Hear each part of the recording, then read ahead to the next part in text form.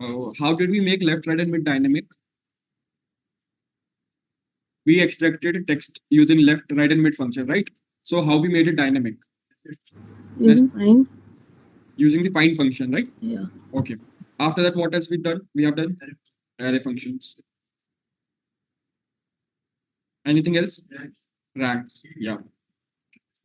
Just clear concept.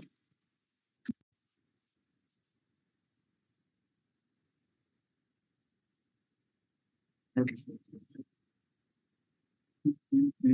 Did you guys completed your homework? Done? Everyone? Assignment one also done?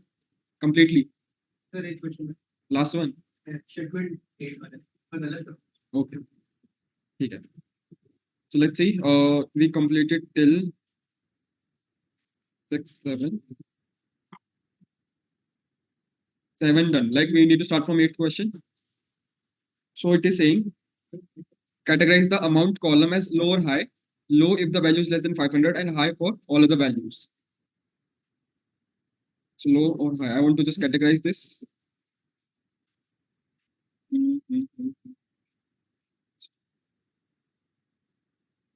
So that means I need to create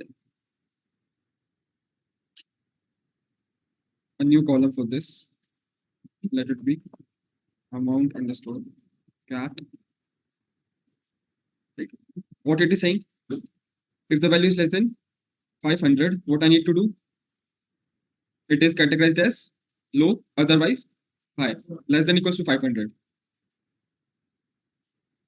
So how do I go about this one? कैसे होगा ये? If condition, if what is my test? If this value is less than equals to 500, then what is the true value? Low, otherwise high.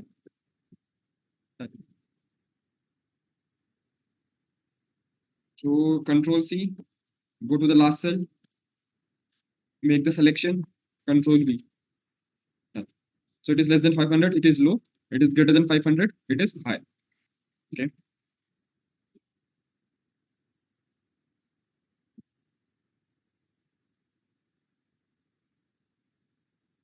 Okay, question 9. I need to get the quarter in which the expense was made.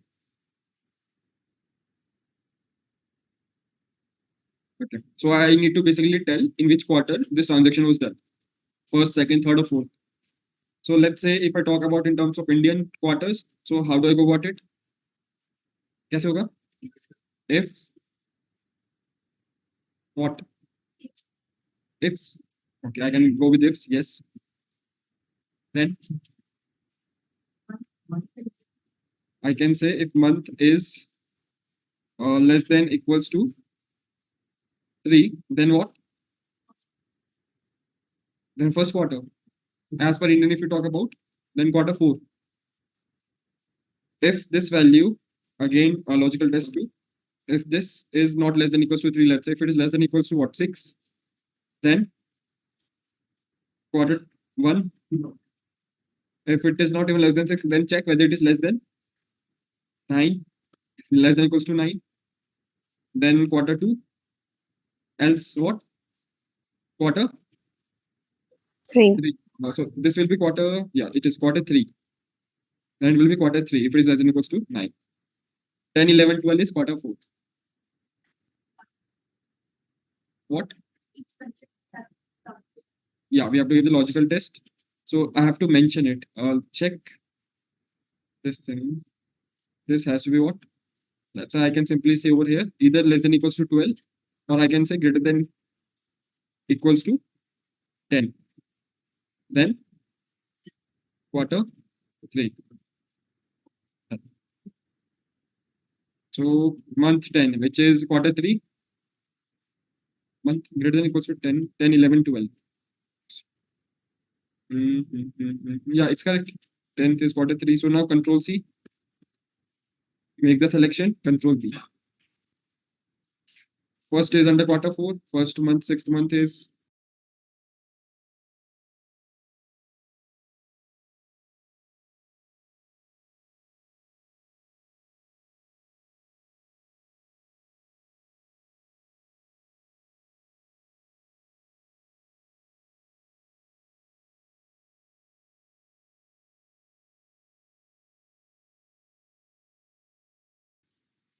Was it giving me quarter 1 for the 6th month?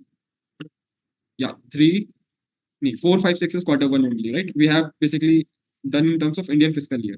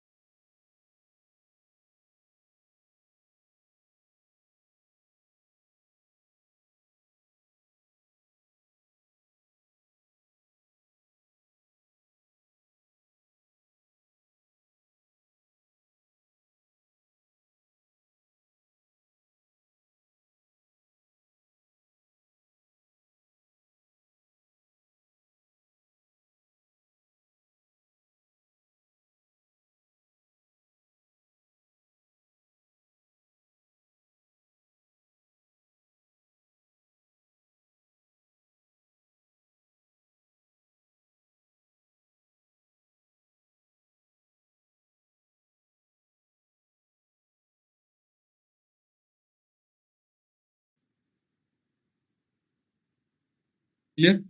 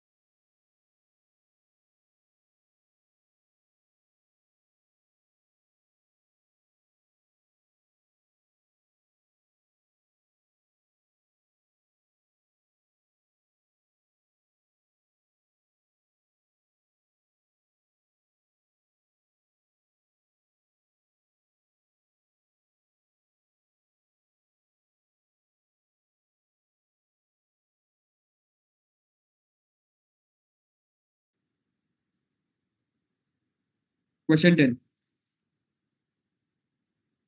Highlight the top 10 records based on the expense amount. So how many of you were able to do this question? Question 10.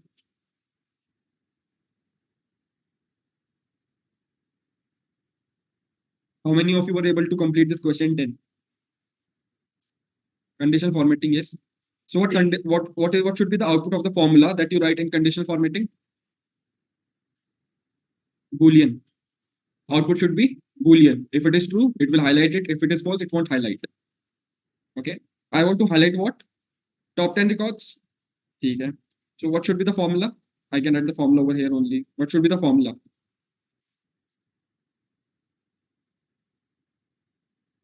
How would I know which are the top 10 records based on the expense amount?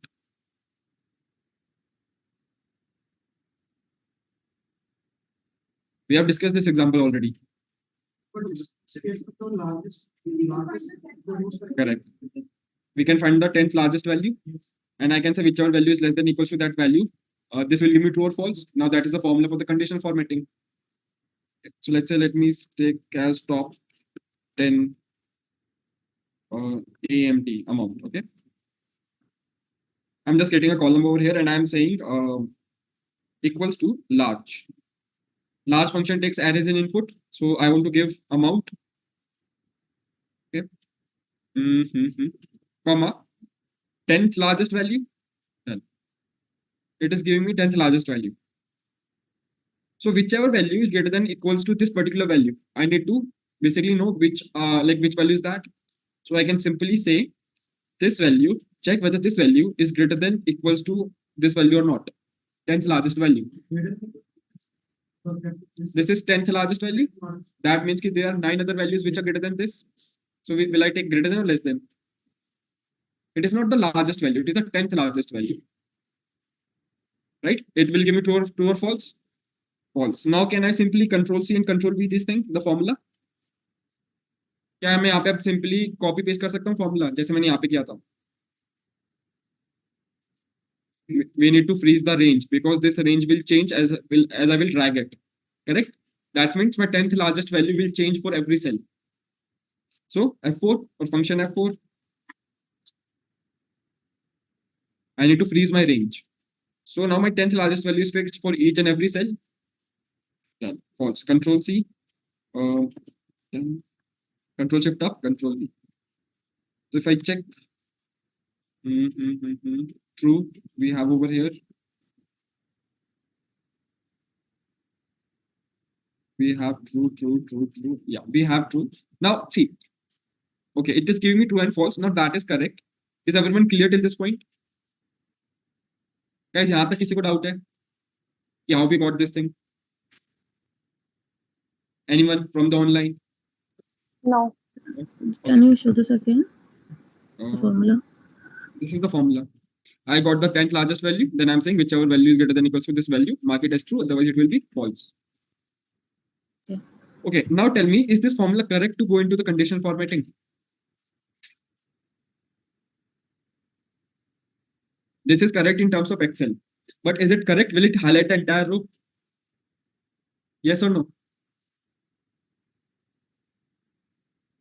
Tell me, will it highlight the entire row, this formula? Let's check it, whether it does or not. So let me make the selection. I won't select the headers in case of conditional formatting. Let me make the selection. And conditional formatting, manage rules. I will apply a new rule. I will say formula because I want to highlight the entire. And I will control. Okay, 1 second. I haven't copied my formula, right? First, let me copy the formula.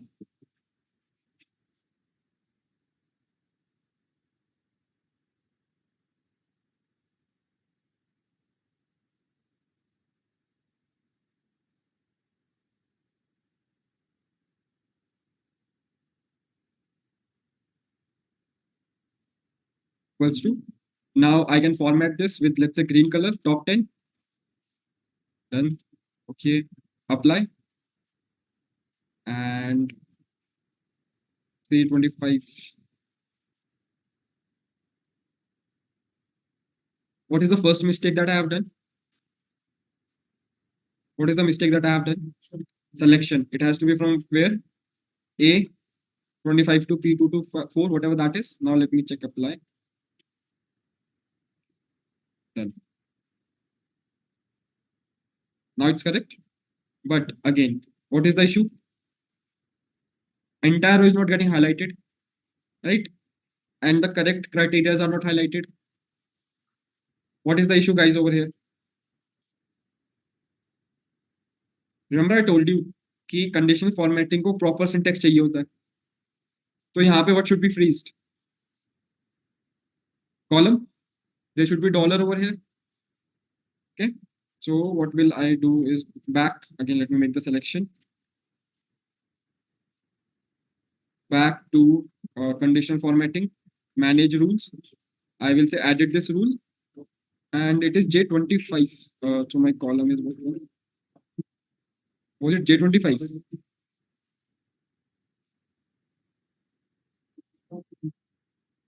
L25 it should be. So these things keep happening in conditional formatting because I changed my range, so it became from L to J. So let me do it again. I think that will make sense. Let me clear this rule, clear rules from selected cells, and do it again. So these things you need to keep in mind. And I will say conditional formatting, manage rule, new rule, formula, and I will say equals to this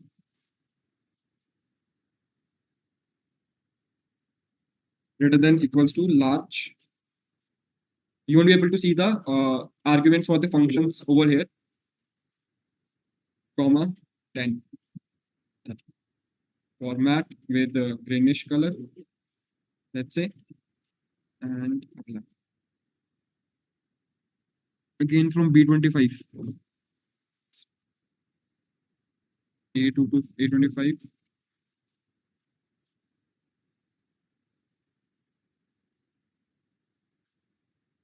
L.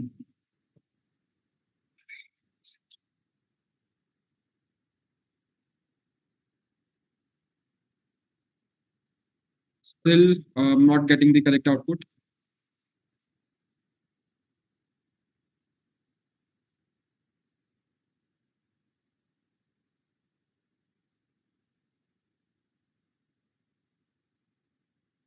What's the last row? 2 to 4. Yeah, that is correct.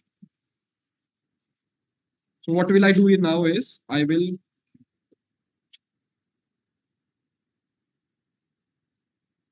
think my selection was correct. There's no record in the A part.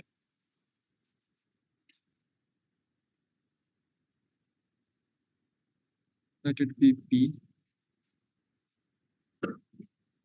Now edit rule.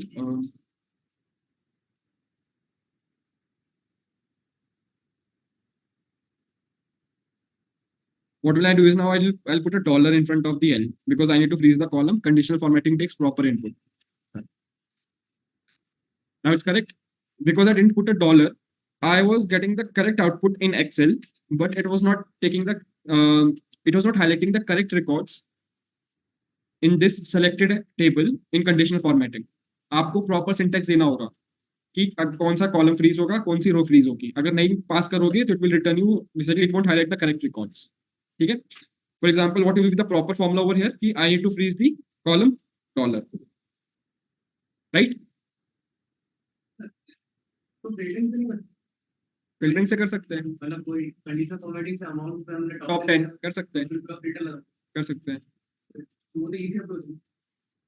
हाँ, but let's say it depends कि आपको task क्या दिया गया ना. You अब उसमें भी प्रॉब्लम क्या है कि let's say if you have very large data in Excel, right, so you will copy it and then you will filter it because you can not manipulate the existing data first of all, right. तो वैसे भी करना ही पड़ेगा, मतलब आप light project पे काम नहीं कर रहे तब तक कोई मतलब.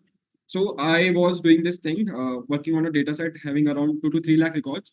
In case of filtering only, it was taking about 5 minutes just to filter a particular category. So now all these are the top 10 records which are highlighted. Now what I can do is I can simply, if I want to see top 10 together, I can simply make the selection and data sort by, let's say, any column you can take. My data has headers. Okay, I haven't selected this. Sort my data as headers and column, any column I can take, let it be, let's amount. I want to have cell color green on top. Which one you want to keep on top and bottom, you can decide. I want to keep green on top. Done.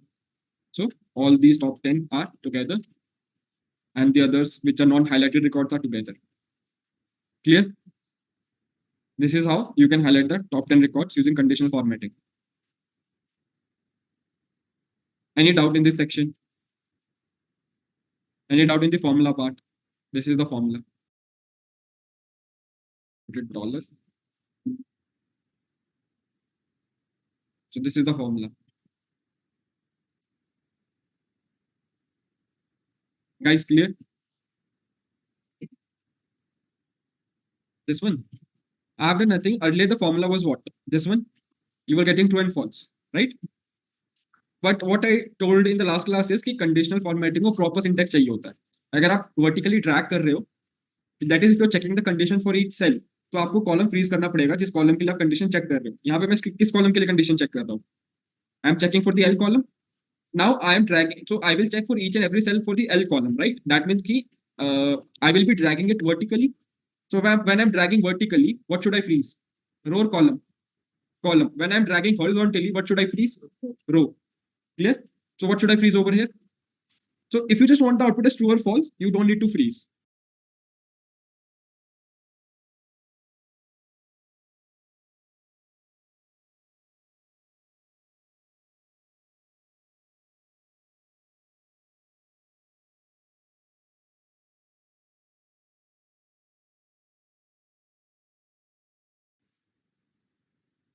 Online guys, clear with this part?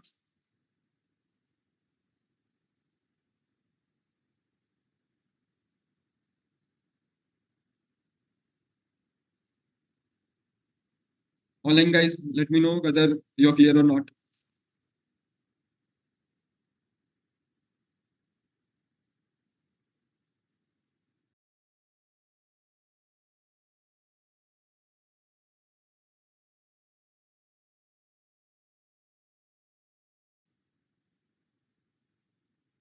Bhavya? Are you getting this? Yeah, Clear? yeah, This little particular- confused, but yeah, it's making sense. I'll just go back to the Okay. ones. So what we have done, see over here, we have used the concept of what? Comparison operators, functions, and then conditional formatting and concept of freezing. I told you freezing concept is very important. It will be like in 99% of the problems, you'll be using this freezing concept. So we did wrote the formula here, and then like I'm confused. The highlighting we did with the conditional formatting from the option above, right? In case of Excel, it will work. But when Yeah. you're passing it in conditional formatting, it asks for the proper syntax. Okay. Because since I'm checking the condition vertically for each and every cell of the amount column, so my column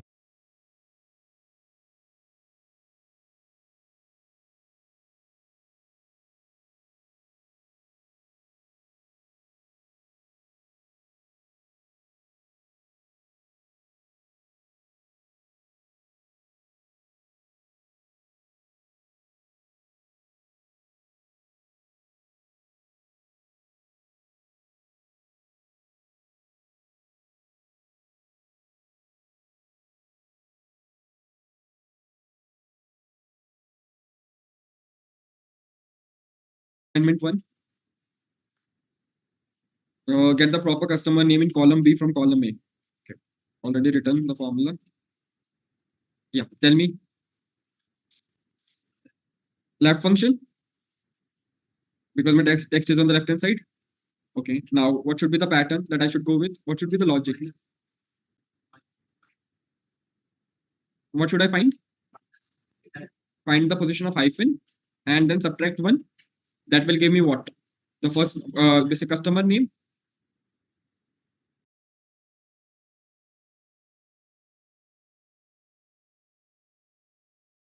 And in this text, and -1, close it.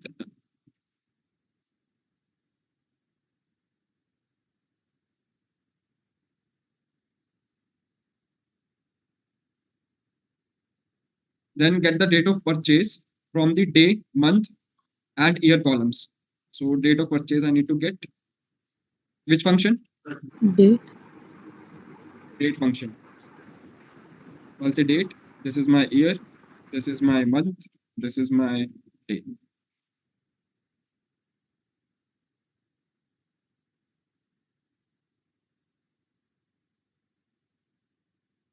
Get the maximum, sorry, not this. Get the shipment date, assuming 5 days of delay in shipment for food, for seafood and wine and beer categories. Otherwise, assume the delay of 1. So question is saying ki you need to delay the shipment by 5 days if the category is either seafood or wine and beer. Otherwise, for all the other categories, there should be a delay of 1 day. Now, how do I go about it? This is my shipment date, which I need to figure out.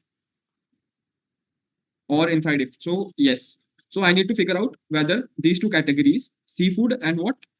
Wine and beer, are in which variable. So, they are in the category variable. That means there are multiple conditions in a single categorical variable. So, I will use what? Or. So, I will say if logical test, if this category is, or I have multiple categories. If this category equals to what? Seafood. Seafood. Either I can write seafood, right? Or what else I can do is I can simply select seafood from here, right? And I can freeze it. So each cell will be checked with this cell, whether this cell is equals to this cell or not, whether condiments is equals to seafood or not. So I freezed it. So when I will track this, it won't change. This address won't change, correct? Or I can give it manually by writing in double quotes. Either way, I can do it. And second is if this is equals to seafood or this equals to what? Wine and beer. So wines and beer and freeze it. So this is how the concept of freezing is important. It makes your task very easy. Done. What I need to do? If this condition is satisfied, if the output is true, what result is true? What should be the true value? Delay of 5 days. Yes. So this date This plus plus 1. 5, Otherwise, a delay of 1 day, plus 1. plus 1. Done. So it is March 6. Now it is March 7 because this category is not seafood, neither wine and beer. So there's a delay of 1 day in the shipment.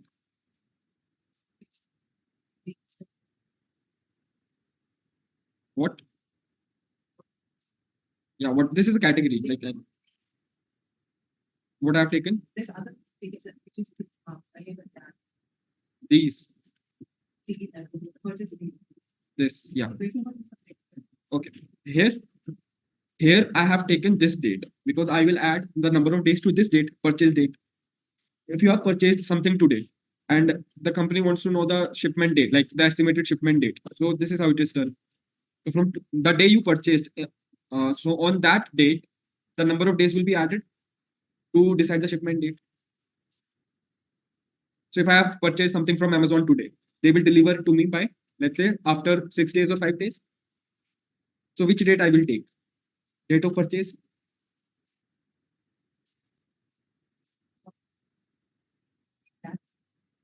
Below that, 2014 means what? I didn't get it. So this is already taken for this cell. So I have derived the formula for one cell and it is applicable to all the cells. So I haven't freezed this I-49. Have I freezed I-49? No. It will be I-50 over here. See, it is what? I-50. So that means it is taking this date. Clear?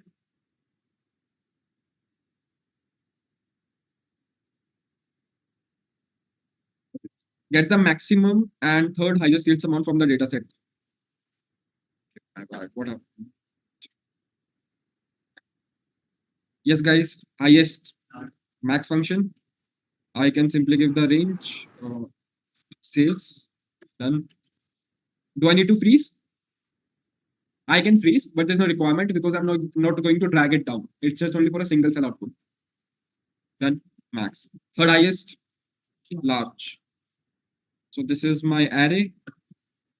And so the third largest, so k equals to 3. Done. So 808 is the largest and third largest is 804. Okay. Then fifth question, get the total sales done in each category. How can I do it? Sum if. Total sales. So sum if. What is my range? This is my range.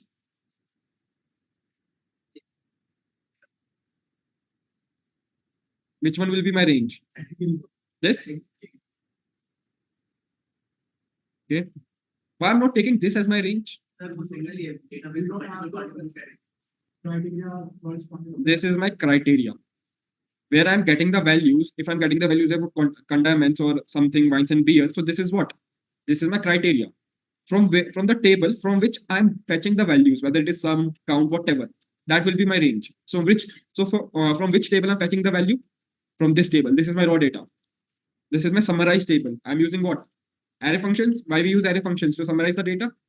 So here I have all the unique categories and I will get the total sales for each of these categories. Okay. Now this is my range. What I need to do next? Freeze it. Will I write this function again and again for each category? Freeze the range. Yes. F4. Done. What is my next thing? Criteria. So this is my criteria. After that, sum range. So sales is my sum range. So I will take it from here. And what I need to do now? Freeze the range.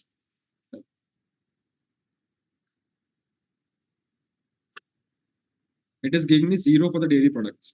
Let's see whether dairy products is there or not. Control Shift L, filter. Dairy products is there, but still it is giving me 0. Why?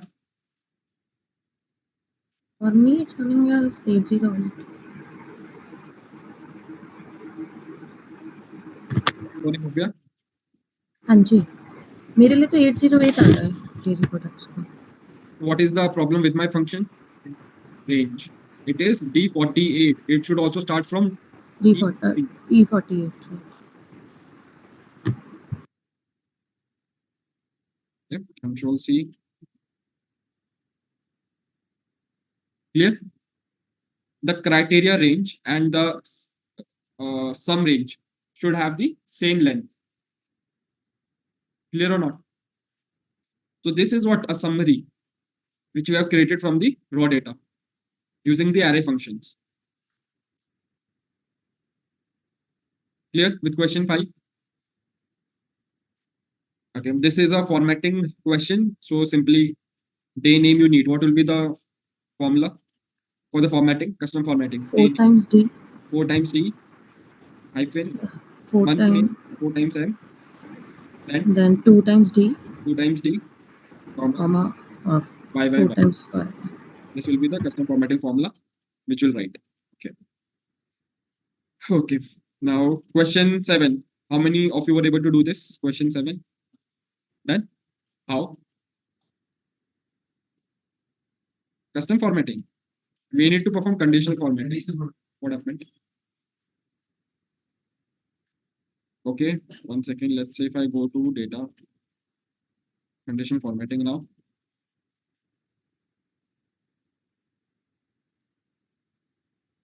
Now what?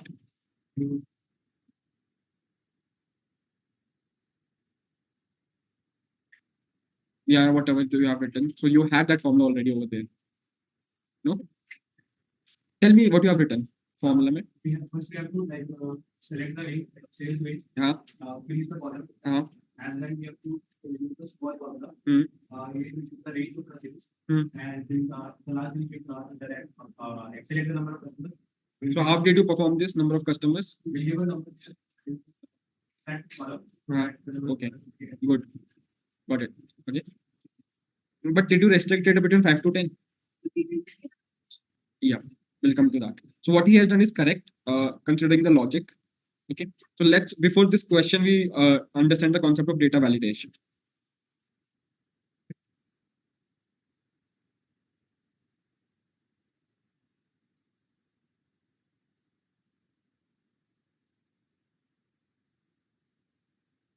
Okay. Now, what do you understand by data validation?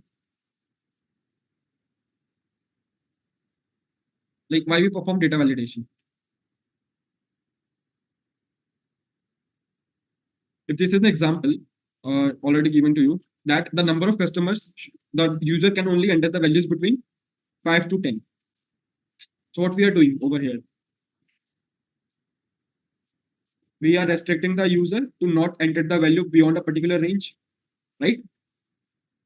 So that's a validation that we're applying. So what do you think? What is the use case of data validation?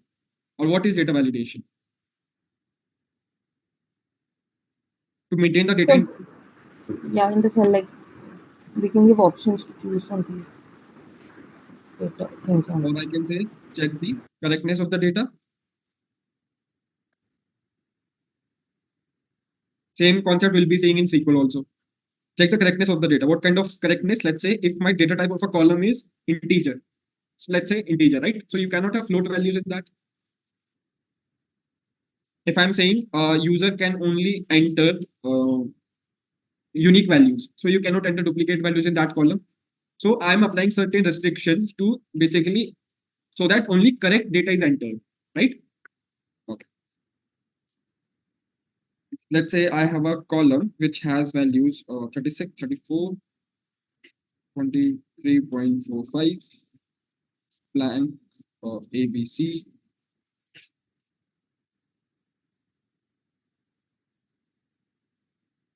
18. Okay, this is what I have.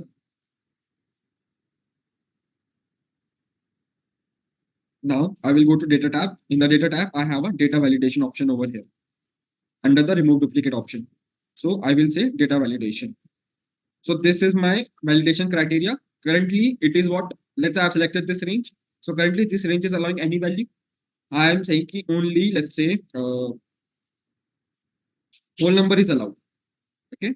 And I will give the range, let's say So we have options again between, not between, equals to, not equals to, greater than, less than. All arithmetic comparison operators options we have available over here. Let's say between, I am saying 0 is minimum and maximum is 100. And I am saying I'm giving the value over here as 101. What is happening? The value doesn't match the data validation restrictions defined for this cell. What I have done is मैंने ये वाला range select किया था. So now I'm not able to enter any value which is above 100 or less than 0 or any negative value. Correct? Okay, retry. Let's say again, it won't let me enter that value only. Okay. Now what I will do is I will remove that validation. And let's say any value, done. And I'm saying over here 101. Apply the data validation, whole number, minimum value 0, max value is 100. Okay.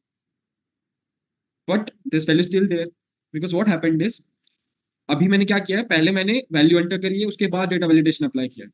तो value पहले से entered थी वहां पे. अगर मैं बाद में एंटर करता तो it won't allow me to enter that value.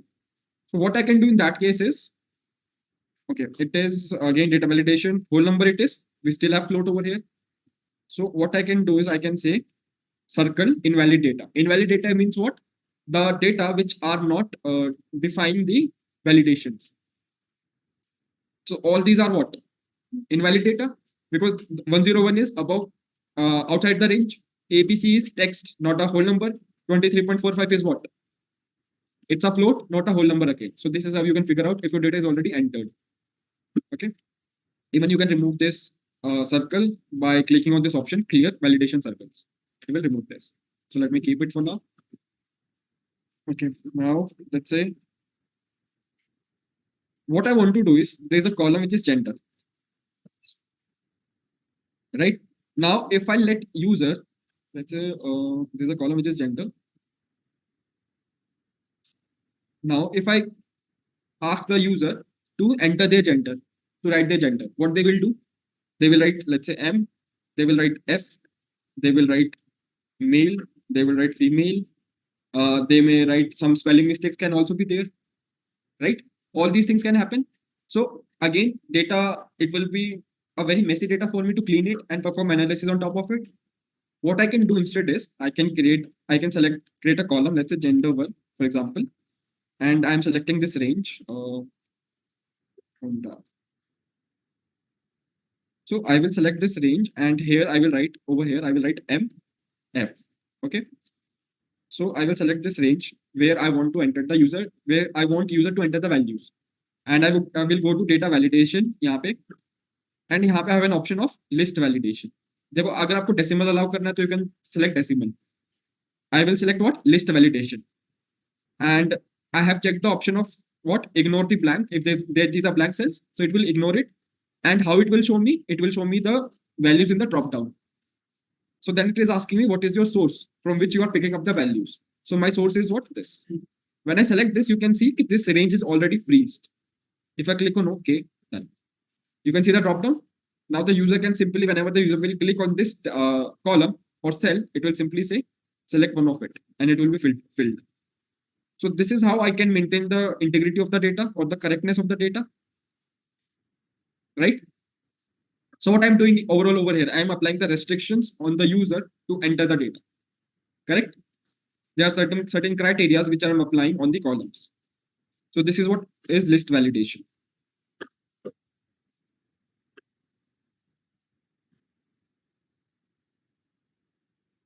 Clear with this part? Online guys, clear with the list validation? Yes. Okay. Let's see what all options I have over here. Data validation may. So similarly, you can like I selected whole number for a particular range. You can select decimal also.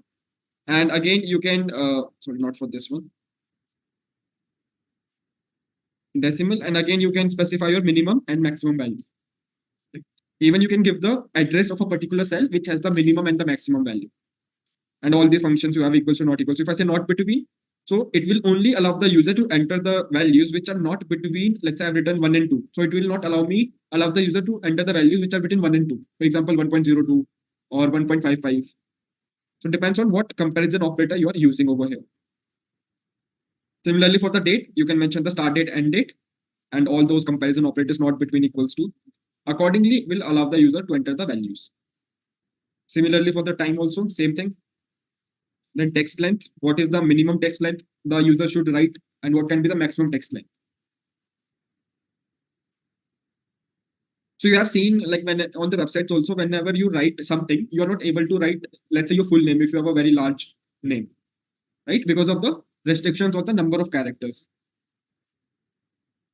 Then we have custom, so you can define your own criteria by using the formulas. Okay. For example, I have a question. User should enter only unique ID. Okay. So I have a column which is ID.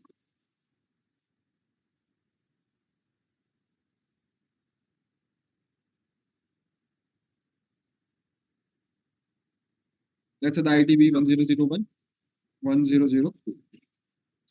So this is my range where I want the user. Now tell me the formula. How can I define whether the, let's say 1001 again, whether this value or this ID entered by the user is unique or not? How can I check? What logic I can apply over here? Not equals to what? So then you need to give respect to all values. How we can do that? List validation. Sorry, Bhavya. Which function? If count function, what we will count? Count what? Count the ID. So which function is it to be specific? Count. Count will give me the overall count. Count if, yeah. So I am checking the counts based on condition. Condition is that each ID count. So I can say equals to count if. We have learned what these functions does. Now you need to understand how we can apply in the real life scenarios. Okay. Count if range. This is my range. What will I do? Freeze it. I will freeze it, right? What is my criteria? This one. And so it is giving me the count as 2. So that means it's a duplicate value. Okay. Now data validation, what data validation will do? It will only let the user enter the value if it is unique, right? So the output will be Boolean, true or false. How can I make it true or false? If the count is equals to 1, then it is unique. That means the user can enter the value. If it is not equals to 1, it's a duplicate value. User can't enter the value. Then false, it's a duplicate, it's a unique. Clear now? If I remove this, it becomes true. So both are unique now. So formula is clear, right? Now what will I do? I will simply apply this formula on this range. So data validation, and custom, and I can apply the formula. So I will say count if, and this is my range. I will freeze it. And I want to have the count of this one, C26. This will return me what? Count of each ID. And I will say equals to 1. If the count is equals to 1, then only allow the user to enter the ID, otherwise don't. Okay. I have applied the validation. Now let's say if I try to enter 1001 again. It is not letting me enter that ID again because it is already present in that range. Clear? Okay. Later, let me write it as 1003. It should be entered. This ID is not available. It is letting me that. If I write 1003 again, it won't let me. So that means, let's say, that this column will always have what? Unique values. Clear? Okay. Now this type of validation which I've applied, which is by default, is what? Very strict validation. That means until the criteria is not met, you want to be allowed to enter the value. Cancel. I'll go to data validation again, and I will go to input message. Right? I will give the title as enter your ID. ID should be, let's say ID should be unique. Let's say if the user doesn't know what I need to enter in this particular column. So you can give a message whenever he will click that cell, that message will be displayed. So my a message is this, and this is the title of your message. Done. So whenever I click any cell, let's say this one, what it is saying, enter your ID, and ID should be unique. Clear? Okay, let's say this is the message on this range. Now again back to data validation. This is input message. Now what will I do? I will set the error alert. How I want to give the error alert. So let's say this, I want to give the title, duplicate ID.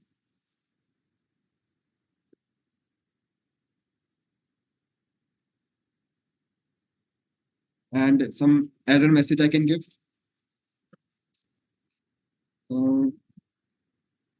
Please try. Please enter your ID. Okay, that's my error message. Done. So what I will do, 1003 again, I will write, I have changed my error message. What is the title? That ID is duplicate. Please enter your ID. Clear? Retry. Let it be. So this was what strict data validation that I've applied on this range, right? This is very stop.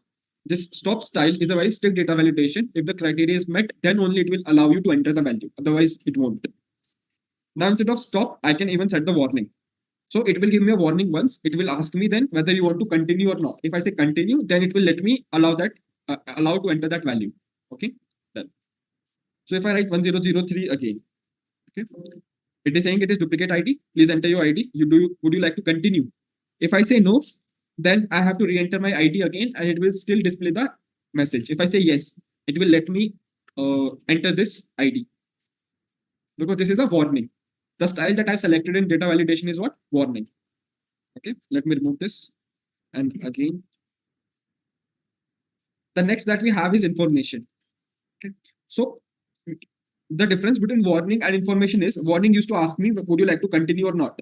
Information won't ask me whether you would like to continue or not. It will directly give me the information and let me enter the value or enter the ID.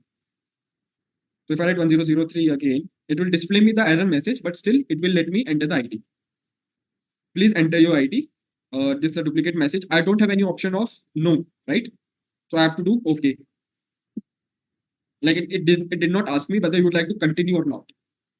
So these are the three types of styles I have over here, which is stop, warning, and information. So you can use anyone as per the requirement. I'm making it to strict data validation, which is stop. Done. So it won't let me enter the value again. Clear? So this column will have now only unique IDs. Okay. Any doubt in the data validation part? Clear? Online guys?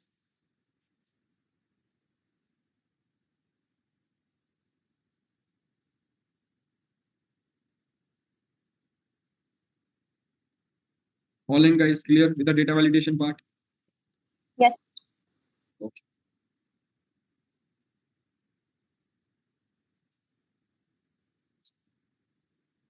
So this is understood, and then let's jump back to the question.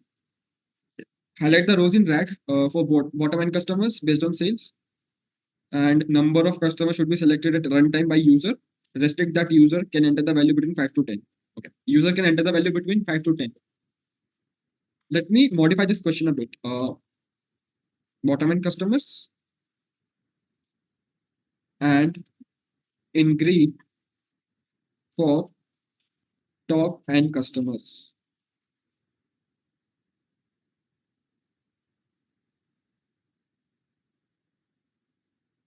Okay. Clear with the question? So question is saying, let's say if the user says the number of customers should be 5 and he wants to see the top customers. So top 5 customers should be highlighted in this data. If the user is saying, let's say 6 and it is saying top, then what should happen? Top 6 customers should be highlighted. If the user is saying not top, I want to see bottom, then bottom 6 customers should be highlighted. So my highlighting the records should be done based on the selection by the user. Clear? Okay. So how many data validations I need to apply? 2. One is, let's say, top / bottom.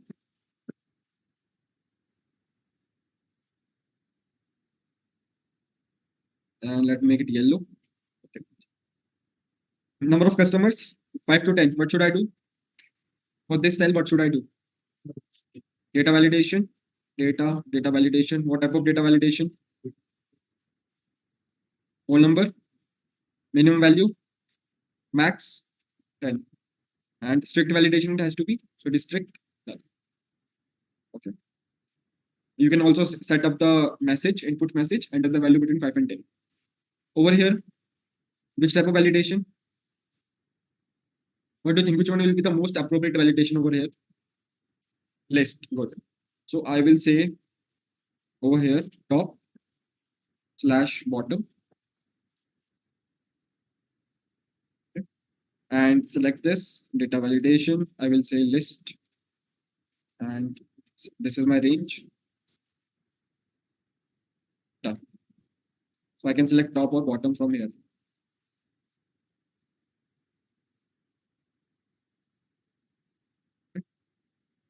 Okay. Then what should be the next thing? How many rules will be there? How many conditions or rules I need to define? Not condition, rules for this question. Or I can say I need to highlight the entire record, right? That means I need to define a formula. So how many formulas I need to define? 4. Why 4? Customers related or anything. Benefit. So you are saying separate. Ideally, this has to go hand in hand. If I'm saying top 5, then top 5 should be highlighted. If I'm saying bottom 5, then bottom 5 should be highlighted. And I'm saying ki bottom should be in red color and top should be in green color. How many combinations you can think of these two variables?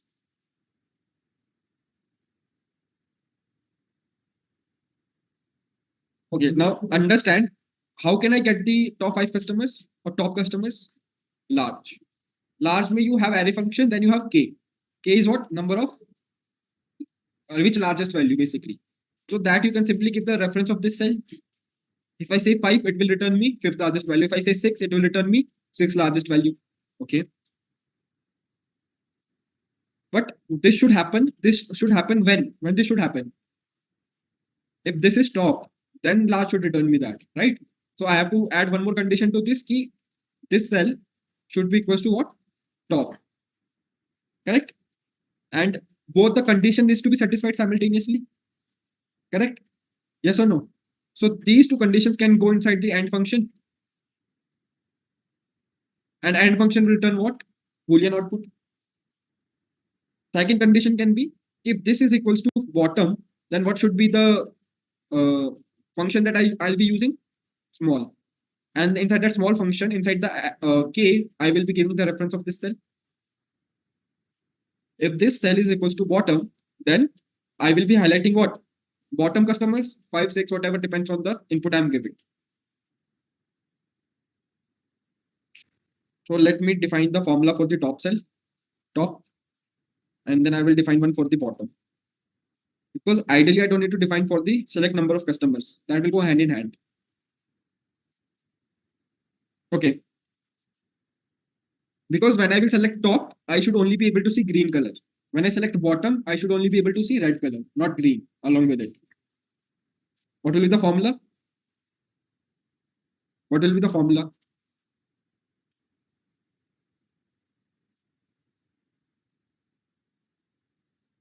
Let's say I'm saying large. Okay, I'm defining it for the top. So I will use which function? Large. Large. This is my array. What will I do? What is the next step? Freeze, comma. K is what? What should be the K? 5, let's say. This is giving me what? 5th largest value. But I want my cutoff. I'm using large and small function to be used as a cutoff. But I want my cutoff to change as per the input I give. So if I give 6 over here, it should give me what? 6th largest value. But it is giving me what? 5th largest value. So it is not dynamic. How can I make it dynamic? I can use the cell reference. Instead of 5, I can simply say whatever I have over here, just give me that. So now it is giving me what? 6. If I make it 7, it will give me 7th largest value. 7th C42. If I say 10, let's say 10th largest value, it is changing now dynamically. What should I do now? What is the next thing I need to do? Color. What I need to do? Do I not need not to freeze this one? Because when I drag it, my reference will change and it will return you error. I told you guys that freezing is very important. Do I need not to freeze this cell C42, this one?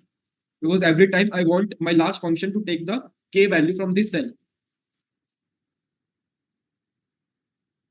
Now it's correct? Okay. So if I make it, let's say 5, it will return me 5th largest value. Okay. Now, how will I, what formula I should design that when I select top over here, my top 5 rows should be highlighted, or top 5 customers should be highlighted.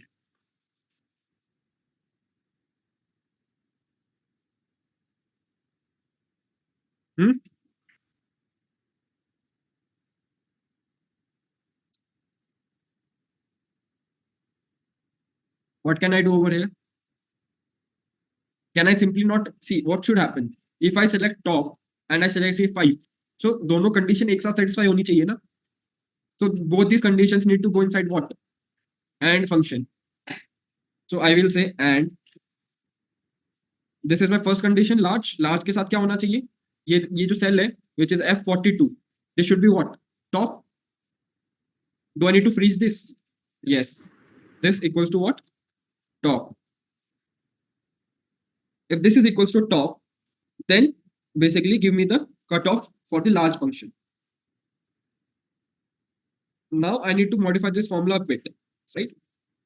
This is giving me this is validating the condition for the top. So it will return me true or false. So right now it is returning me what? True. But see, end function takes what? Logical test. Is this any logical test, large function? No, it is just returning me a value. Now I need to check. This is giving me, let's say, 5th largest value. So I need to know which are the top 4 values among the 5th largest value. So I can say large of this. So I can simply say if this check whether this sales is greater than equals to large, correct? Because this will check whether if this value is greater than equals to the 5th largest value, it will be highlighted, otherwise it won't. So this will return me true or false. Now both of these are true, my output will be true, correct? Okay, done. So it is correct. Now let me control C, control V. So you can check over here, 1, 2, 3, 4, 5. 5 are true. Now if I make it instead of top, if I select bottom, then I should not be able to see the green color. That's what I meant. So I select bottom. So my end condition will become what? This one. False. So if any of the condition is false in AND function, what will happen? Output will be false. So you can see everything is false now. So that means it won't highlight with the green color because I have selected what? Bottom. Is this formula clear to everyone? Guys, any doubt in this formula? What we have used? Logical functions and then aggregate function and some logic. That's it. Any doubt in this formula that we have just created? Offline guys, any doubt? Online guys?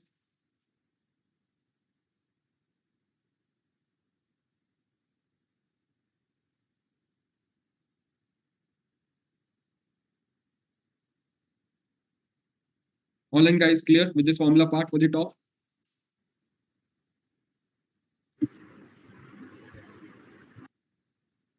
Okay. So now whenever you write a formula in condition formatting, first always check your formula in the Excel file. Then always write that, because directly you won't be able to see the syntax arguments also, and it will be very difficult. Oh, yeah. Now, is this formula fit to go into the condition formatting? No? What is the issue? Large function. What is the issue with large function? Top to bottom of the layer and both. But everything is freezed.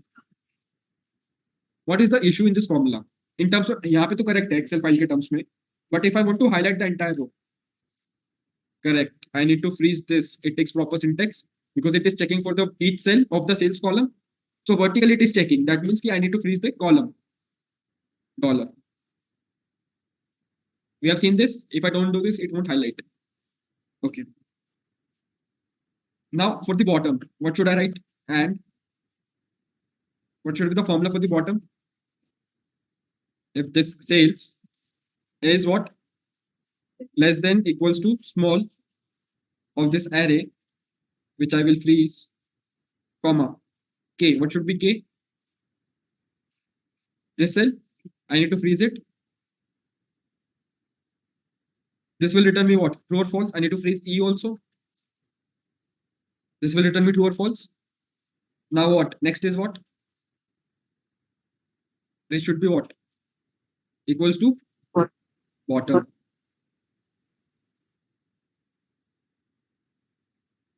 So this will return me true and this will return me true. Then only it will be highlighted with red color for the bottom.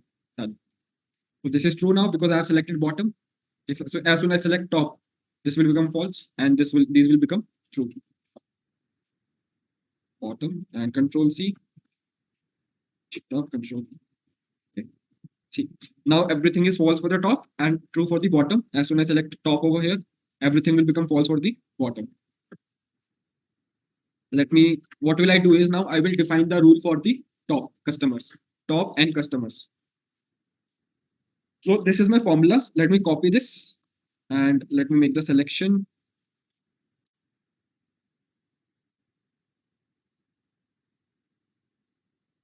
Conditional formatting, manage rules, new rule, formula, paste and equals to. I will format top है तो top को किस color से? Green color से format करेंगे. Done. Okay. Apply.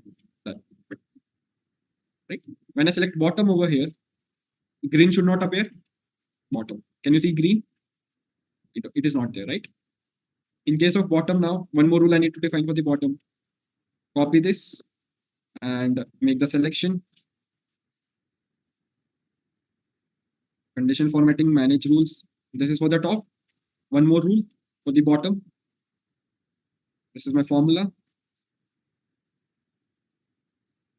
Equals to format with the red color. So let me take this orangish part. Done.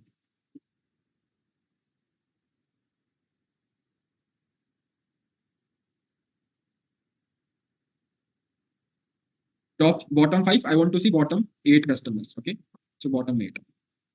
Now I'm able to see what? Bottom 8. I want to see top 8. So select top. These are top 8. I want to see top 5 and top 5. Bottom 5. Just select bottom 5. So this is how you are going to make your highlighting dynamic using the formula and the functions. Right. So now based on the user input, I am highlighting the records based on whatever conditions they are passing. So always first define your formula in the Excel sheet and then copy and simply paste it to create your rules. Clear with question number 7?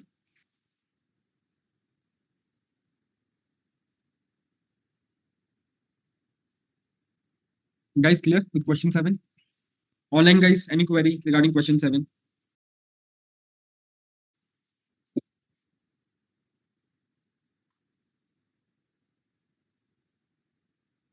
No. Okay.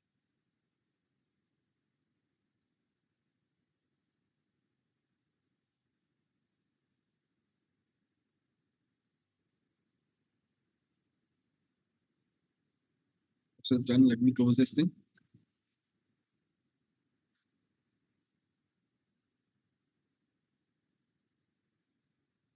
So I have this data set. This is the data set, which has network, bill type, indicator, MSA, whatever submit amount here. Right. Tech company from 2002 to 2004. What I need to do is I need to create a summary report of it.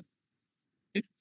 First thing I want to check, I want to count the number of entries of the network CCN. So I can simply use count function, count. What should I use? Count F. What should be my range? We take range from which data set? Raw data set, right? This one is my raw data set, network. I don't need to freeze in this case because it's a single cell. What do I need to check for? CC. And now remember, in double quotes, like Excel is case insensitive, but whatever you write in double quotes, that's case sensitive. So capital C and small c are different inside the double quotes, but without the double quotes, they are same. And in functions, we use double quotes. So the number of entries of CCN are how many? 9. Now task 2. This is what I have. Count the number of records that correspond to the given combination of build types and indicators. Okay. My first question is how many criterias we have over here?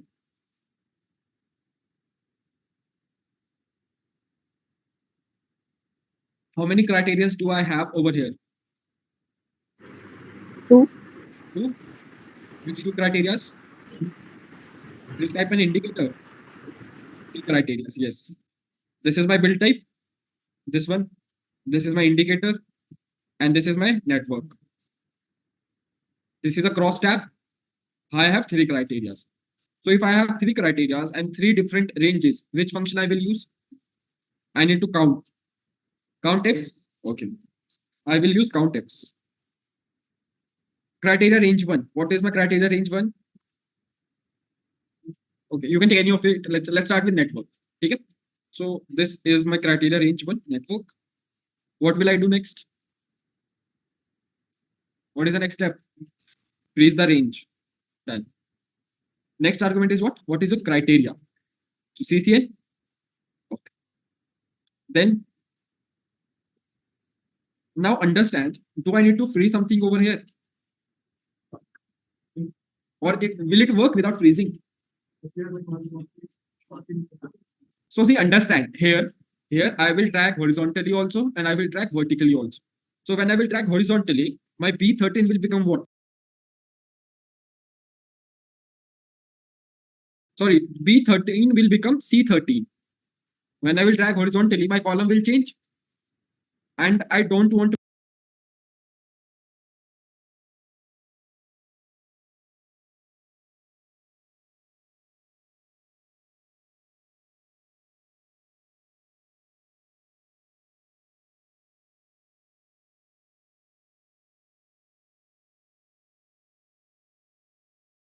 This cell, I don't want my criteria to be C13, correct?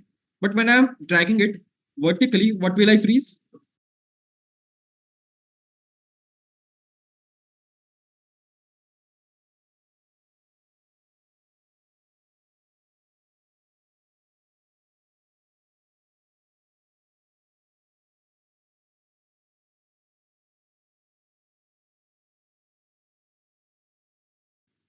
The second row should give me the count for this one. Third should be alliance PPO. So why will I freeze my row? But when I'm dragging horizontally, I don't want whatever the output of this cell is, count. That count will be the, I can say criteria. I want my criteria to be fixed, correct? So I will freeze what? Column in case of network. Okay. That's why I told you freezing is very important. Criteria range 2. Let's say build type. Build type is my criteria range 2. What I will freeze the range. Done. Come. This is my criteria 2. Build type PH. What will I freeze over here? Will I freeze row, column, or both?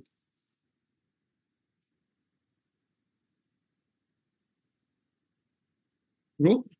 I will freeze the row and not the column. Understand the reason also? See, this is my criteria. When I'm moving horizontally, my criteria should change. But when I'm moving vertically, my build type criteria, PH will become IN, and then next cell, and then next cell. I don't want my row to change for the build type. It has to be same criteria for this entire column. The criteria has to be what? This. But it should change for the next cell. So my column should change, but my row should be what? Yes or no?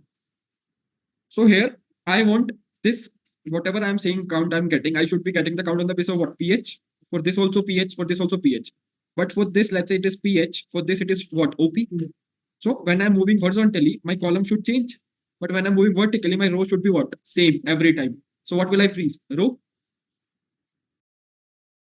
Similarly, in case of this is C11, that criteria range 3 is indicator. So I have indicator over here. Let me freeze it. This is my criteria 3. What should I freeze? Row. Close, done. Now, the advantage of freezing is key instead of writing the formula individually for each and every cell, you can say Control C, make the selection because you have done your freezing correctly. Control V. That's easy. It is with the freezing concept. But if you are not doing your freezing correctly, then you have to write individually for each of the cells the formula. So you need to show what you need to change and what you need not to change. Clear with the task 2? Okay. Then we have total amount. Same. Which function? Sum ifs. Sum range, I have submitted amount is my sum range. Let it be, freeze it. Then criteria range 1. So it's network. That's my criteria range 1. I'll freeze it. This is my criteria 1. What will I freeze? What will I freeze? Column. Because I want my criteria to change when I'm moving vertically and not when I'm moving horizontally. Criteria range 2, which is fill type, F4. And this is my criteria 2. I will freeze the row. Then my criteria 3 is indicator. So criteria range 3, indicator, freeze it. And my criteria 3 is in, freeze the row.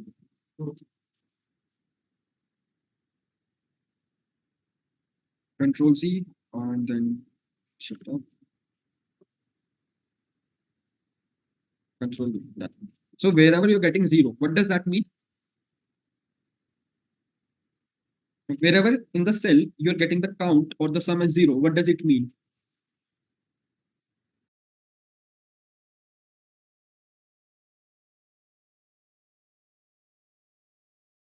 Are not present in a single row. Clear?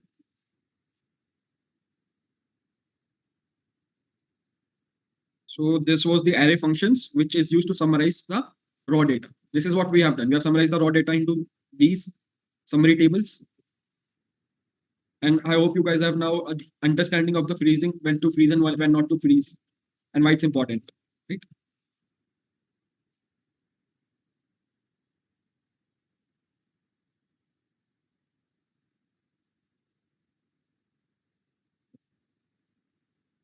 Let me just save it. Let's understand.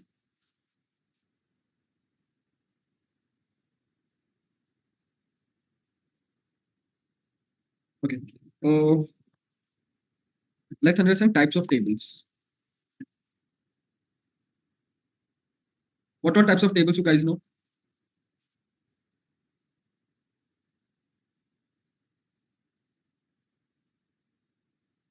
First one will be, let me start with, let's say, vertical table. Or I can say, what is the other name for this?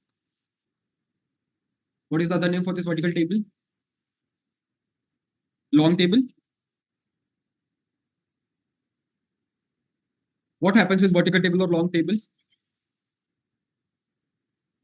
So in vertical table or long table, where do you find the headers? Where do you find the headers in the vertical table or long table? In the row of the column. So let's say if I have a table, right? This is my long table or vertical table, right? So my headers will be over here. So headers are where? In the first row of the table. This is what? This is a row. So headers are in the first row of the table. That's a vertical table.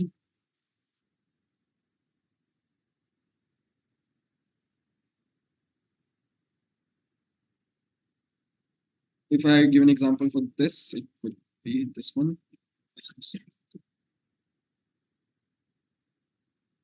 So that's a vertical table.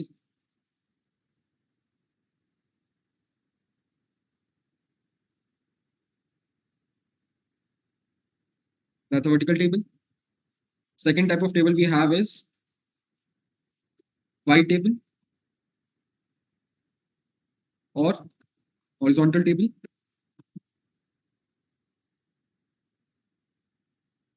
What happens over here? Where are the headers? In horizontal table or Y table, where do we have the headers or the column names? This is my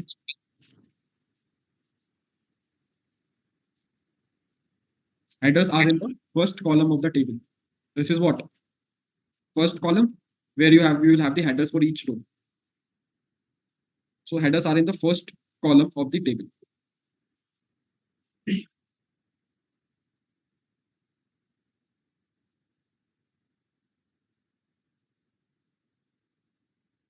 Again, an example of this could be this one.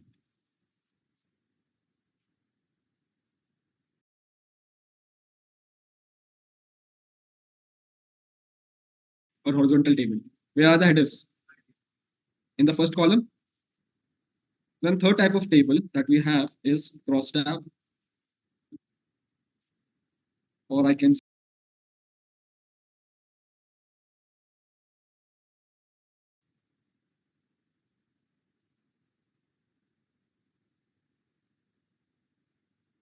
so headers. Where are the headers? Correct. Are in the first row and column.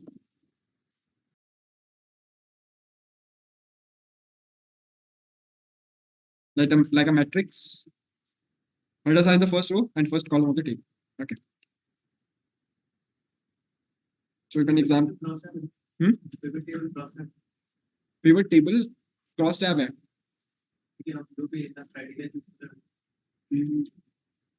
Yes, in most cases, yes, but not every time. It depends what we are choosing. Okay. Not this. So the cross tab example could be like a very. So I'll make you just understand this. Let's say I have this table, for example. So it's a cross tab. How it's a cross tab? It's a cross tab.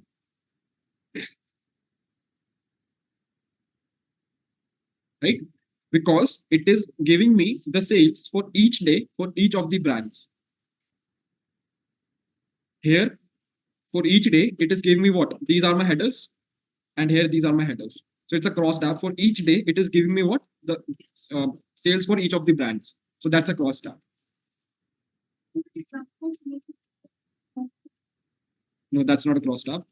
So we did this one, no?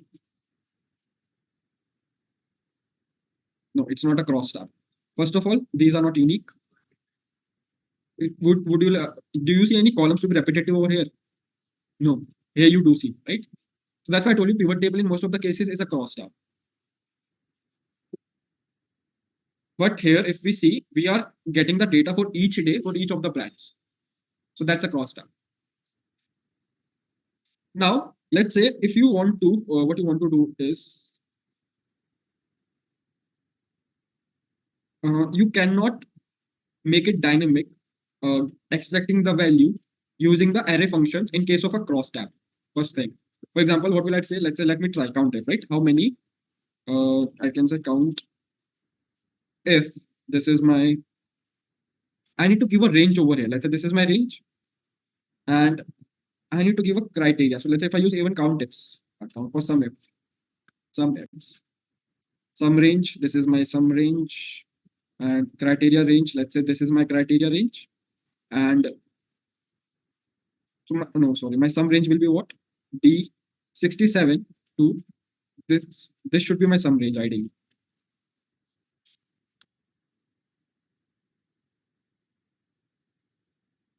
Let's say this should be my sum range.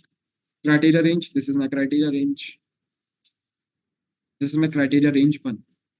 So I am saying, and my criteria 1 is, let's say, this particular date, and my criteria range 2 is this, and my criteria 2 is McDonald's. Clear? So ideally, I should get what? 100 in the output. You cannot extract information from a cross tab using a array function. Reason for that is you can only specify a fixed range. What range I have given over here for each of the brands. So in order to perform that, we will move on to the lookup functions. That's a different thing. But you can only get the value. Let's say if I say sum ifs, right? So my sum range is, if I see, there's no point of giving sum ifs over here because I have defined my sum range, right? And I'm saying my criteria range is this. And this is my criteria 1, let's say. So it should return me the output, which is 100. But when I'm selecting the entire range in the cross tab form, it is not returning me any output. Clear? Because we need to define the fixed, in a single column, we need to define the sum range over here, or any of the range for the count also. I hope it's clear. Do not basically make the selection of the entire different columns in case of sum range, in case of array functions. We can overcome this using up the lookup functions. Okay. So we'll be working with lookup function in that case. So is everyone clear with the types of tables? Okay. So it's around 11:15. Let's have a break and everyone be back by 11:15, 11:35. Okay, and then we'll continue.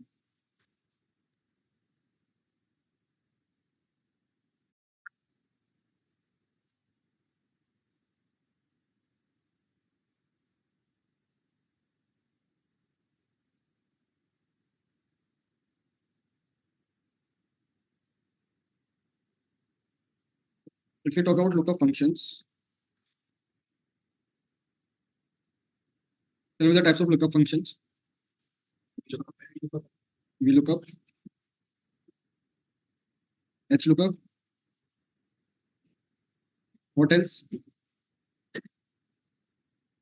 Xlookup. Xlookup. Anything else? Index and match. So these are the combinations which we'll be using: offset and match. And Vlookup and choose.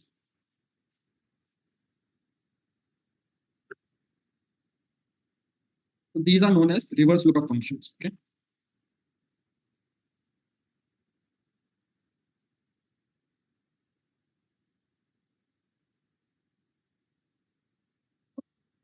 Now,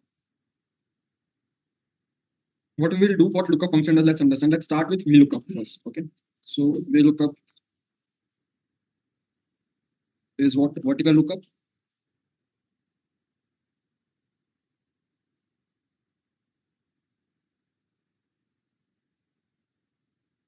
So let me get a table.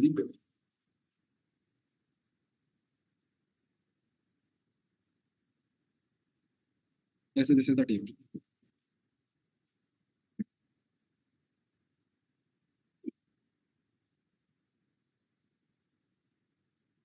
Now let's understand the syntax of the Vlookup. So if I say equals to Vlookup. Okay. Now I want to look for some value. Let's say lookup value. So what is the lookup value I want to look for? I want to look for, let's say probably C1. I want to look for C1 in the table array. So table array will be what? Lookup value is like criteria. Table array is your range. If you compare it with the array functions, so lookup value is your criteria and table array is your criteria range. Okay. So table array, I will take the entire table. Column index number. It's a Vlookup. That means it's applicable for the vertical table. If you want to fetch the data from a vertical table, then you'll be using Vlookup. So here column index number, from which column I want the output. Let's say this is my lookup value. This is my criteria. This is my range. So now corresponding to this criteria, what value I want in the output? I want to, let's say, know which state is what is the state for this corresponding city code. So I want state in the output. Or let's say I want to not state. Let's say I just want to have lookup value only in the output, criteria in the output. So which column is it? What is the column index number? 2. No, I want city code only in the output. 1, right? Then we have two options over here. Range lookup, which is approximate match, which is true, and exact match is false, which is 0. What will I do over here? So till now, from now onwards, we'll be just focusing on exact match. We will see what approximate match is later onwards. Okay. So exact match, which is false, or I can say 0. Okay. Done. I'm able to fetch what in the output? C1. If I say I want to, let's say my criteria is, let me just, so this is my criteria. This was my criteria, C1. And my criteria was, okay, it doesn't make sense. 1 second. Let me write over here criteria. And I am saying C1 is my criteria. Okay? Instead of writing it manually, I'm taking the reference now. And in the output, I want, let's say, city code. So it doesn't make any sense ki city code ke basis I'm getting the city code. So I'll get the state, let's say, okay? State. Based on this criteria, whatever is the corresponding state, I want that state in the output. I want to fetch the state based on this criteria. So this is a vertical table. So which function? Vlookup. I will say Vlookup. Look, this is my lookup value. C1. What is my table array? This one, the entire table. Now, column index number is that index number of the column from which you want the output. मेरे को output में क्या चाहिए? State चाहिए. State कौन सा column number है? Second. What type of match? Exact. 0. 0 is for exact. And what I'm able to get in the output? Maharashtra. Right? Okay. Let's say now my lookup value is, so okay, this is done. Now, everyone clear with the lookup part? How I'm able to fetch the data using vertical lookup from the vertical table? 0 is exact match. If I say approximate match, that exact match means exactly equals to. Approximate match we use in case of numeric data, not in case of text data. Just series. Yeah.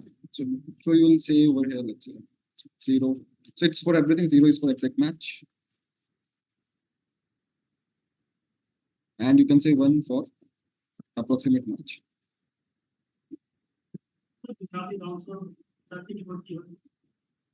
Yes. I'll come to that. So this is what Vlookup is. Now what I'll do,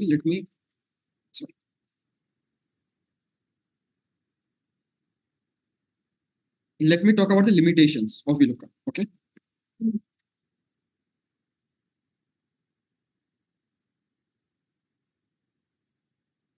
The first limitation of Vlookup is that it searches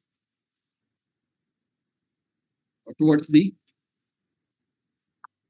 right hand side of the lookup. First thing is that the lookup value column should be the first column, should be the leftmost column of the selected table array. Okay. So the lookup value column should be the leftmost column of the selected table array. Okay.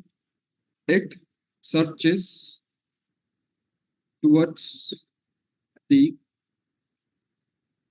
right hand side of the lookup value column, or I should say it searches towards the right hand side of the lookup value column of the selected table array. Okay.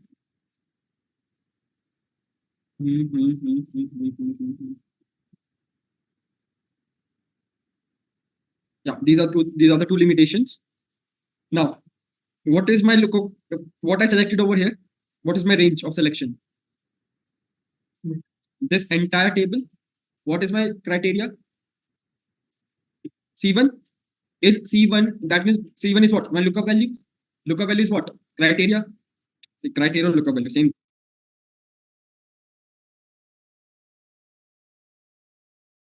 Okay. Now, where should be my criteria? In the selection. In the leftmost column of the selection. So what is my selection over here? C1. So that city code, that means this is my leftmost lookup value column. Lookup value column should be leftmost of the selected table array. This is the table which I selected. My lookup value is in the leftmost column of the selected table array. That is why I'm getting the output. Now let's say this is not in the leftmost column. Let's say my lookup value is Gujarat. And I want to get cities in the output. My lookup value is Gujarat and I want cities in the output. Okay. So I will say Vlookup. Lookup value is Gujarat. G-U-J-A-R-A. That's correct. This is my table array. I'm selecting the entire table. Now, column index number. From which column I want the output? 3. 3. What type of match? Exact. 0. What I'm getting? Criteria by default is like the leftmost In Vlookup. in Yeah. So this is not giving me the output. Not available. Error. Because these are the limitations. The lookup value should be where? In the leftmost column of the selected table array. What I have selected, my table array is what? This is my selection. And my state is my lookup value, which is not the leftmost column of the selected table array. So what can I do is, let's say, so if I want the output, how can I do it? I can say Vlookup. Correct. Lookup value. Now this is my table array. Or I can even select these 2 columns only. Okay. From which column I want the output? Second. From the selected table array, I want the output from the second column. Based on my criteria, what type of match? Exact. Done. Now I'm able to get city. So is everyone clear with the first limitation? And second also, it searches towards the right hand side of the lookup value column, which is the leftmost column of the selected table array. If I'm trying to get, if my criteria is a lookup value state, let's say Gujarat, and I want to get the city code, I can't. That's not possible. Because Vlookup only searches towards the right hand side of the lookup value column. And the lookup value column should be the leftmost column of the selected table array. Clear? like if you have to select the corresponding population of Ahmedabad, Hmm. when you select city, then No, I can get the city. See, I can select any state, criteria, lookup value, and I can get the population corresponding to it. Yes, by mentioning third. Only the limitation is that lookup value should be the leftmost column of the selected table array, and it searches towards the right hand side, and not towards the left hand side. You have to select from them from the only the Ahmedabad, then we select from cities and population, or you select from states. Okay. Now, if your lookup value state, what you want in the output? Population. So if your lookup value is in the state, then say if your lookup value cities, you can simply select. You have to select this only. You have no option. But if your lookup value is state, that is criteria. Lookup value is what? Criteria. If your criteria is state and you want the population, then you have to select these. Let's say if I select population. So again, we look up. This is my lookup value, Gujarat. What is my table array? This one. And from which column I want the output? Third. Exact match. Done. See, 5.57 for the Gujarat. Clear with the limitations of VLOOKUP? What are the limitations? It does not search towards the right hand side of the left hand side of the lookup value column, and lookup value column has to be the leftmost column of the selected table array. Yes, either only in this direction. Only that one. Okay, one more thing. What this lookup function does, it will give you the first searched record. If Gujarat, let's say C1 is coming twice, right? So it will give you the first searched record of C1. Whichever record will appear first, it will give you that. Yes, then in that case, you have other lookup functions. Like the city code is having. It is for all the lookup functions. There is no lookup function which will give you all the records for the C1. That's the limitation of the lookup functions only. Okay, let me, not for VLOOKUP, I will say over here lookup functions. Returns the value.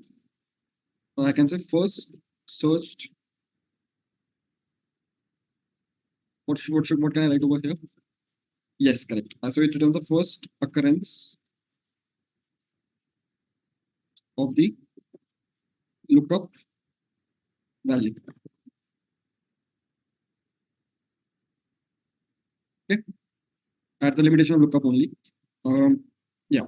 So everyone clear with the VLOOKUP part? Yes or no? Right. Similarly, what it does, it search towards the right hand side, right? Similarly, we have Hlookup. Horizontal lookup.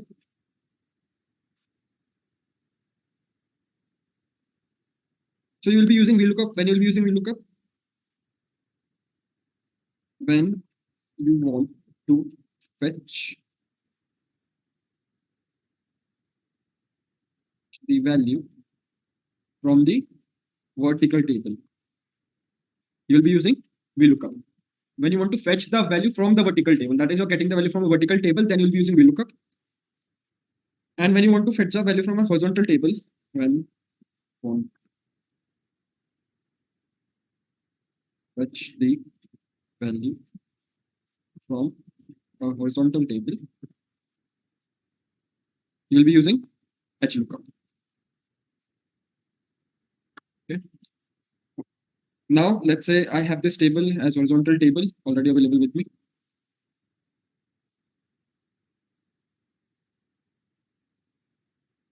Again, let me write the limitations first of Hlookup. What do you think? What can be the limitations? Similar to Vlookup. Vlookup में क्या होता था? It used to the left lookup value has to be the leftmost column of the selected table array. Correct. So in case of Hlookup, it has to be the topmost row of the selected table array. I will write limitations. First one will be the lookup value row has to be the topmost row of the selected table array. Right? Vlookup में क्या होता था? It used to search towards the right hand side of the lookup value column and not towards the left. What will happen in case of Hlookup? It will search towards the downward direction of the lookup value row and not towards the upward direction. Clear?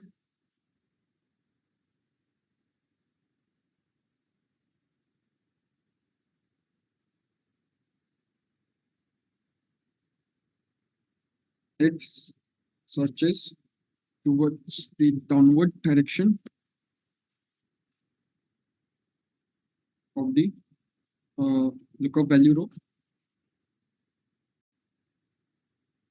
and not towards the upward direction.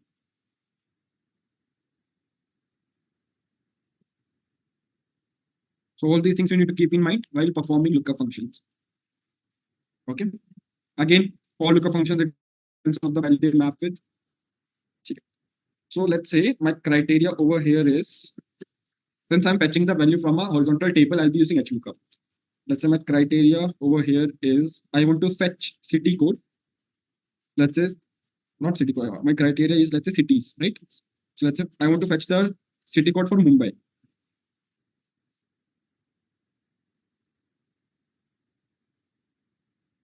And I want to fetch what? City code, right? Since I'm fetching the data from a horizontal table, I'll be using Hlookup.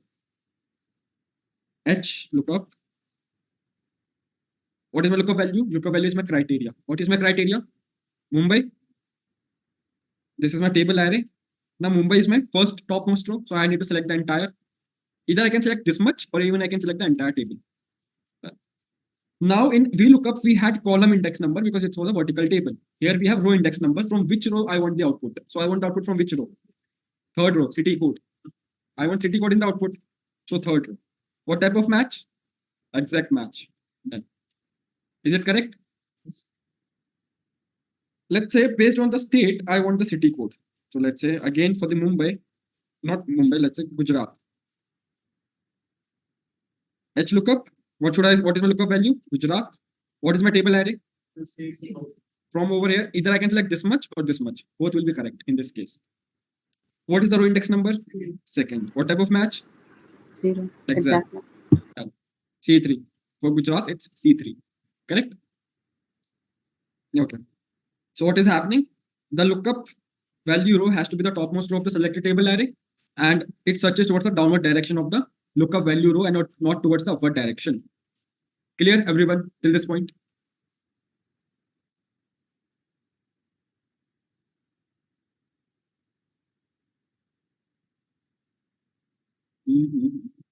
Now, can we make it dynamic? let's make it dynamic. So what I was doing till this point is, this is the data I have. What I want to do is, let's say this is a cell. Using Hlookup, let's make it dynamic. Okay. So my criteria, and this is the cell over here, let's say, and this is the cell which will have the criteria. What I want to do is, based on the user selection from this criteria, I want to fetch the values. And over here also, I will have the columns. That is, if the user selects population, it should display population. If the user selects city code, it should display city code. Data validation, which type of data validation? List validation. Okay. On this cell, I will apply list validation. So go to data, data validation, list, and source. What is my source? All the column names, and they are freezed. So this range is my source. Done. So now the user can select any of the. So this is only applicable with Vlookup or Hlookup if your lookup value is in the first leftmost column of the selected table array. That you remember. Okay. Criteria. Criteria is in terms of cities. So again, list validation in list source. What is my source? This is my source, right? These are my criteria, and I will say. So whatever user selects accordingly, as per the whatever output he wants, he should get. Okay. Over here, home tab. Let me make it. Okay. Now, how I can go about it? Tell me. What should I do? Hlookup. Okay. What is my lookup value? This. Okay. What is my table array? This is my table array. What is my row index number?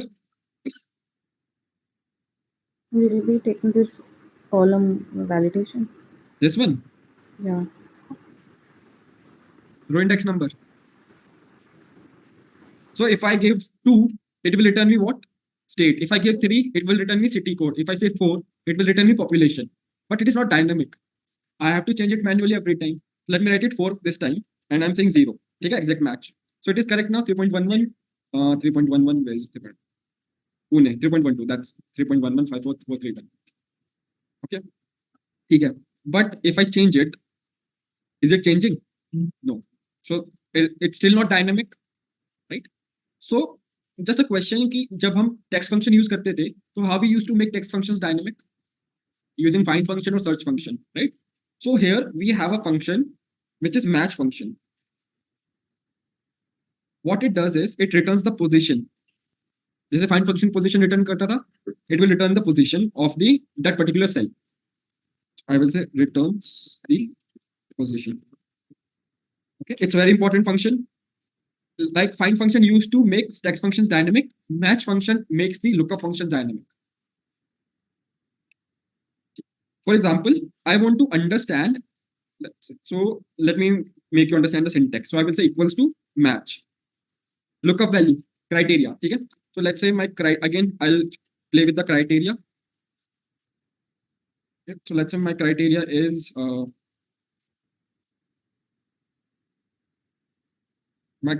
let's say Ahmedabad. Okay.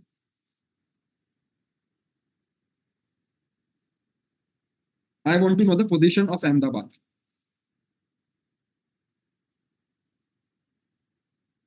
Right. So I'll say match. This is my lookup value. What is my lookup array? Again, match function only takes one-dimensional array. Either it can be a column or it can be a row. Right. So Ahmedabad. What should be my range or lookup array? This row. Correct? Then again, we have less than, greater than, exact. Which one we will go with? Exact for the text. So it is saying me it is the 4th position of the selected table array, lookup array. 4th. Let's check whether it is 4th, 1st, 2nd, 3rd, 4th. So what is match function doing? It is returning me the position of the lookup value. So I can return the position of the lookup value. Clear? Is everyone clear till this point? If you want to make it dynamic, if you want this number to change dynamically, you can basically apply this criteria over here, data validation. Okay. Let's do the same thing over here. I want this number to change dynamically. Guys, let's wait for 2 minutes. Just give me a second. So this is what, let me make it. This is columns and this is static. Right? How can I make this dynamic? So this is dynamic, and I will say again, so in order to make it dynamic, I just need this number 4 to change dynamically, right? Which is what? Position of the columns. So I will say, yeah, I can use the match function. How can I get the positions dynamically? Let me write it over here, position of columns. How can I get this? So it was to match. What is my lookup value? What is my lookup value? This cell is my lookup value? Yes or no? What is my lookup array?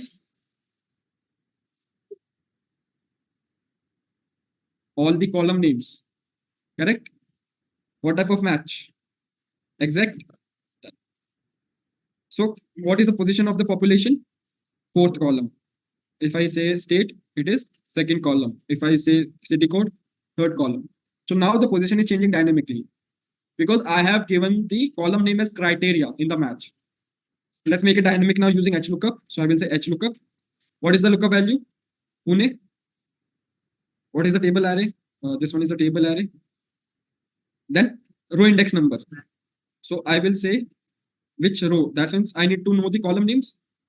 Match. This is my lookup value. And my lookup array is what? All the column names. What type of match? Exact match. So this was exact match for the match function, right? We need to give the exact match for the Hlookup also. So 0 again. Done. So it is city code C6. If I say population, it is 3.11. If I say cities, it is Pune. If I say state, it is Maharashtra. So it is dynamic now. How we made it dynamic? By just changing the position of the column dynamically using the match function. Clear, everyone? Online guys?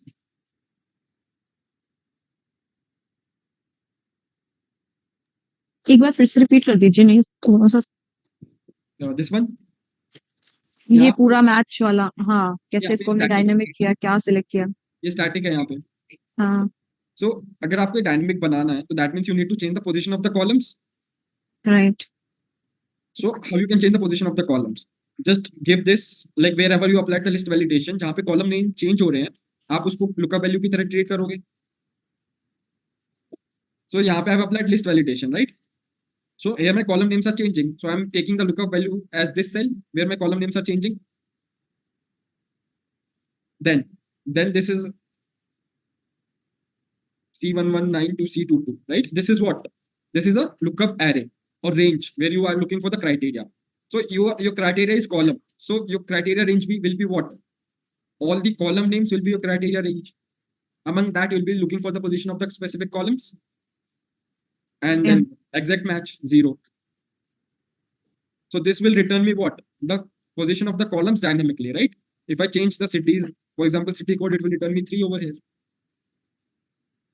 So now I have integrated the match function with the Vlookup or Hlookup.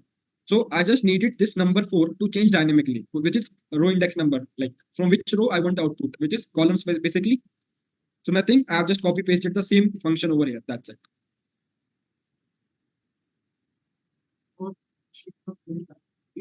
After selecting the criteria in the today, we are using for the next column, we are using the column names, Yes.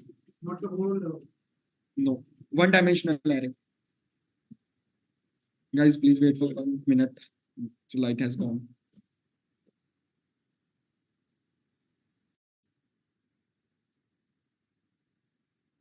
So we have just made it dynamic using the match function. Now match function value. Also let me write, it takes one dimensional array as an input.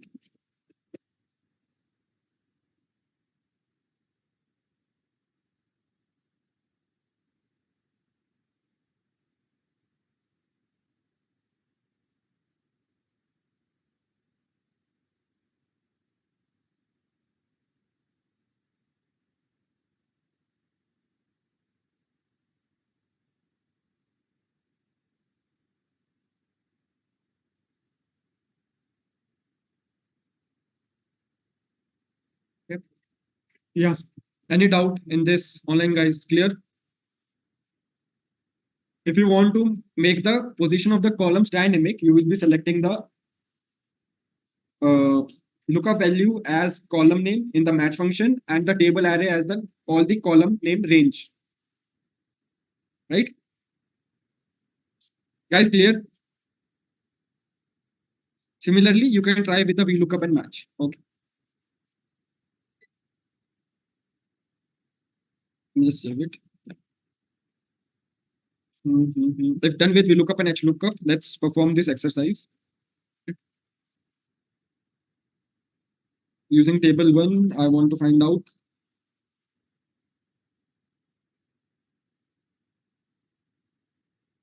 this one to done.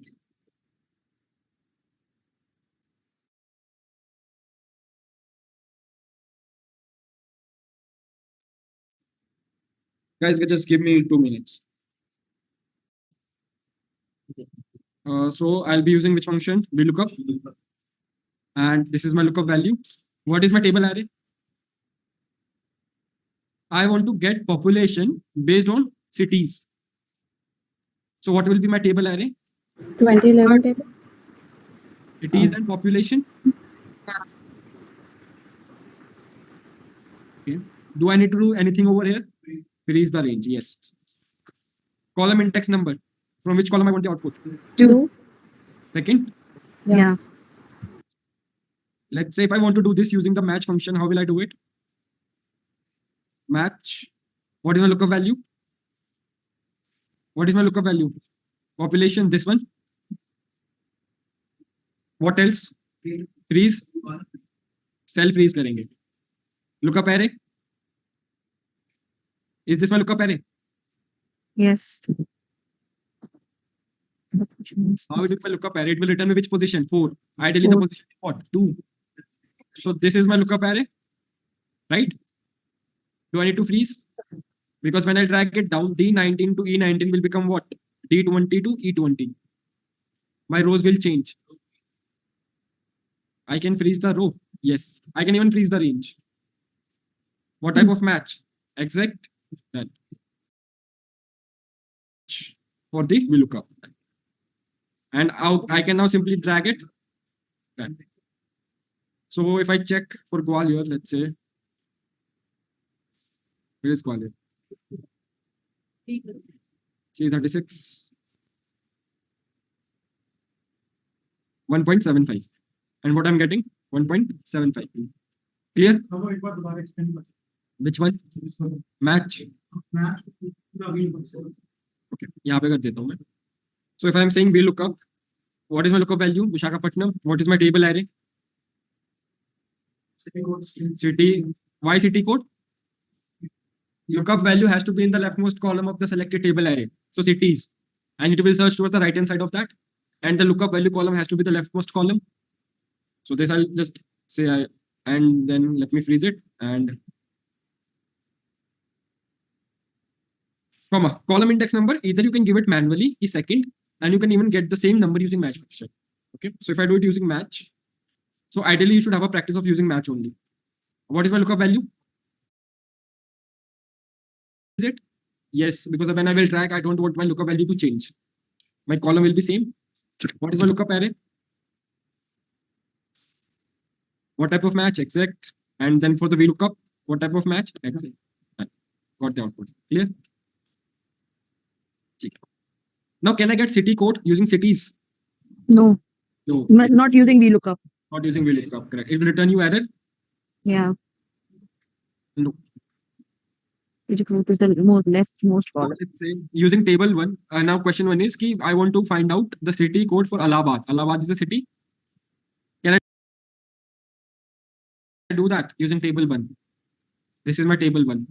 I want to find out city code using cities. No. Not using Vlookup. Not using Vlookup. Whatever we have learned till now. Yeah. No. How can you use Hlookup in a vertical table? Your headers are in the first row. It's this not cannot- horizontal table. Yeah, this cannot be done as for now. Mhm. Now it is saying find the population for the city code. Can I do that? Yes. I want to find out population on the lookup value is what? City code. So lookup value is in the leftmost column. Yeah. It will search towards the right hand side. Yeah. Okay, so let's do it. So we lookup value C31, table array, this entire table, comma, column index number. Fourth, you can get this using match also. Match. And what type of match? Exact. So 1.13. Okay. Okay. We'll see this thing later and this thing also later. Now, how I want to get these are my cities. I want to get the population using table 2. What type of table? Table 2 is Horizontal. horizontal. So Hlookup, because I'm getting the data from horizontal table. What is my lookup value? C37. C37. Yeah. What is my table array? See, it is given This the name as cities, but it is ideally what? City code. I want the population. So my city code and population. correct lookup Full. value row has to be the topmost row of the selected table array. So this one. I need to freeze this. Comma. Comma. What I need? What happened? Okay, I think it's gone. I need to do it again. Freeze it. Comma. Row index number. Match. Match. Ideally, it should be 2. This is the lookup value, and what I need to do? City code and population column. Freeze the lookup value because I don't want it to change when I drag it down. Right? Right. I should not. This should not become match 13 for this cell. So freeze it. Lookup value. What is the lookup array? City code and population. Freeze it. What type of match? Exact Exact. and exact for the Hlookup. Done. So if you check for C4, population is 4.48, which is same as 4.48, 6679. Clear?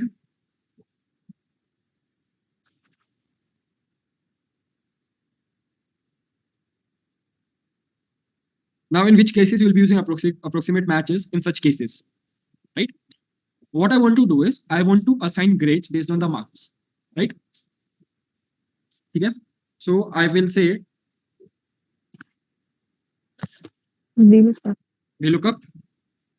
What is my lookup value? 84. 84. What is my table array? This. Yeah. I need to freeze it. Yes. No. Yes. Yes. Yeah. Wait. Column index number. From which column I want the output? 2. 2. Yeah. So that is okay. I don't need the address. I can give the numbers. It's not necessary that you need to always use match function. It depends on the task, right? 1 or 2. I have 2 columns. 0. Exact What type of match. match? Exact If we match. do exact match, see what will happen. It is giving me returning me for A and C because they are able to determine 80 is A and 40 is C. But I want to give what? Grades based on the marks. So in such cases, I'll go with approximate match, not exact match. Okay. So when I say approximate match over here, instead of 0, I will say approximate match which is true, or 1 I can write. Done. Now, whichever numbers are closer to these numbers, it is accordingly assigning it. For example, greater than 80 are given A. This is 29, which is D. So less than 40, probably D. What else we have less than 40? So 40 is C, less than 40 is what? D. And less than 60 is what? B. So this is working on which criteria? Approximate match and not exact match. So in such cases, you will be using approximate match. It doesn't make sense for the approximation in case of text. Clear?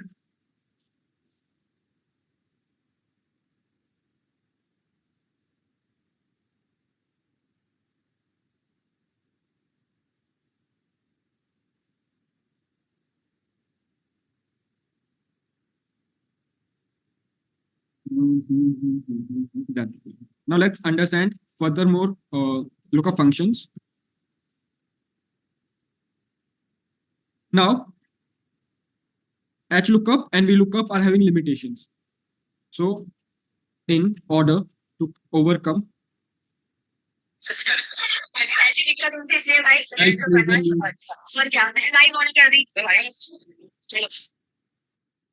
in order to overcome the limitations of Hlookup,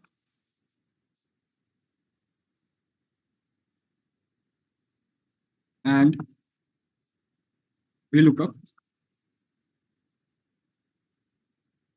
We'll use basically reverse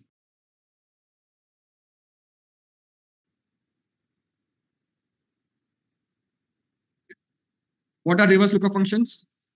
We have seen that. These all are what?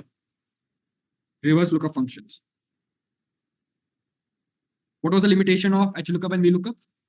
The limitation of Vlookup is you cannot search towards the left-hand side, right? And the limitation of Hlookup is that you cannot search towards the upward direction. So now using reverse lookup functions, you can search in any direction, left or right, upward or downward. So these functions overcome the limitation of Vlookup and Hlookup. Let's understand first. Let's start with index and match. You know what match is? So index and match.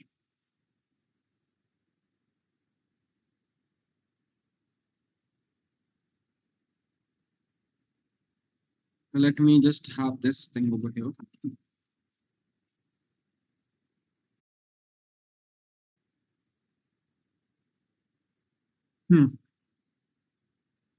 Let's understand what all arguments I have in the index. So you need to give the array. That is, the entire table is the array. Then you need to assign the row number and the column number. Okay. So if I ask you, let's say question is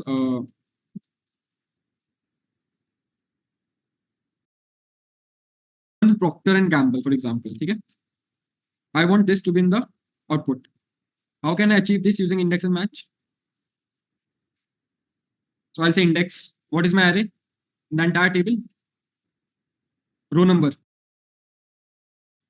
Row number. No, we are not using match as for now. Row number. Which row number? 1, 2, 3, 4, 5, 6. Sixth row number. Okay. And I don't give any output as column number. So it is giving me reference array. So that means I need to give the column number also. First column. I'm able to get Procter and Gamble. If I want, let's say, corresponding date for the Procter and Gamble, what will I say? Index. This is my array. Row number is which one? 6. Column number 2.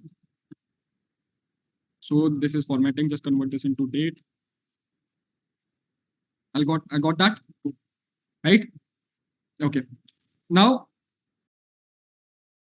we are going to use it with index and match. Okay. So what I want over here is my criteria is company, not this one. Let me take another table. Probably the same table will work in this case.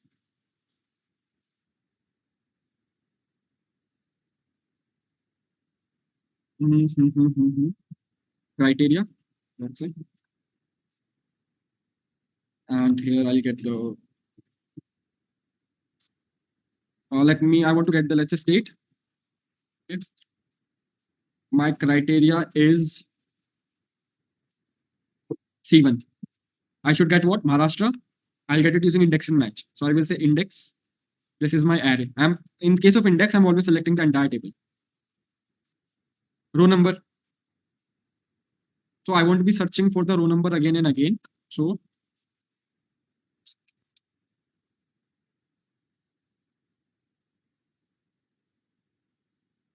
I'll be using what for the row number?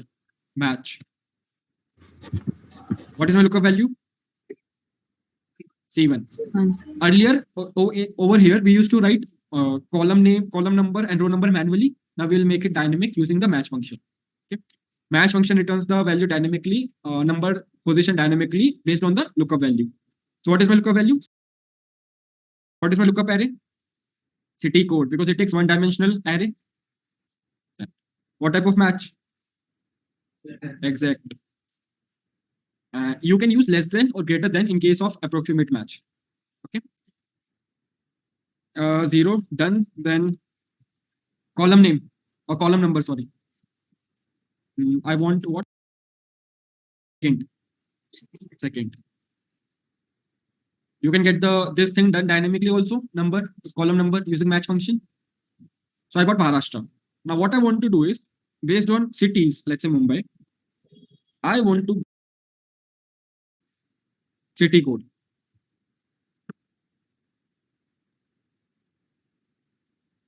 Clear? which was not possible with Vlookup. So I will say index. This is my array, table array, row number. So I'll say match. What is my lookup value? Mumbai. What is my lookup array? Cities. Exact match. Column number. From which column I want the output? First. So 1. And you are able to get the city code also. So now you are able to search even in the left hand side direction of the lookup value column.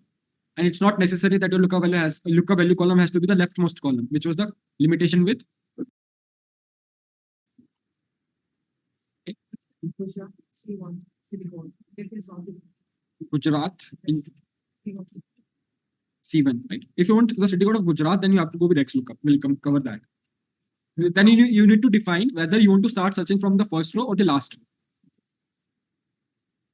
because it will display the first occurrence. By default, First occurrence. Yeah. Okay. So this was with the vertical. Let's. If I have a question. So in case of index, is it necessary or important to select the complete table? Can we not just select like probably 2 columns and do it? Yes, you can. Okay. Just 2 columns, like it has to be continuous. Yeah, continue. But that's the advantage of index and match. You don't need to, let's say, if you have thousands of columns, right? You Yeah. don't need to worry about which columns I need to select. You can simply select the entire table and get the column does number and the row number dynamically using the match function. Okay, so the selecting the complete table or 2 difference, it's the same thing. Yes. So yes, it will make difference. For example, if you just select these 2 columns, right? Now in the output, you want the population. You won't be able to get it because it's outside your range. Yeah, okay. Yeah. So it's preferable for the index to select the complete table. Yes. Okay. Let's say if I have this table, horizontal table. Again, let's say my criteria is cities. Cities, I'm taking Mumbai again. And what I want in the output is state. Okay, so I'll say index. This is my array, entire table, row number. Now tell me, what should I do? This tell me without for Mumbai.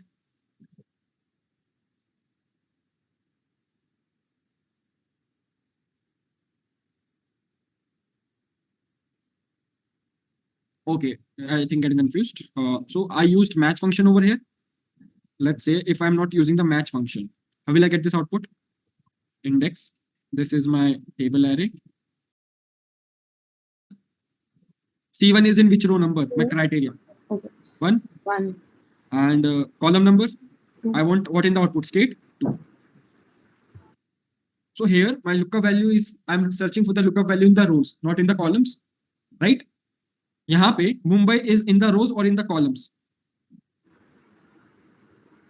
If I have to search for cities as my criteria or lookup value, will I be searching in the rows or in the columns?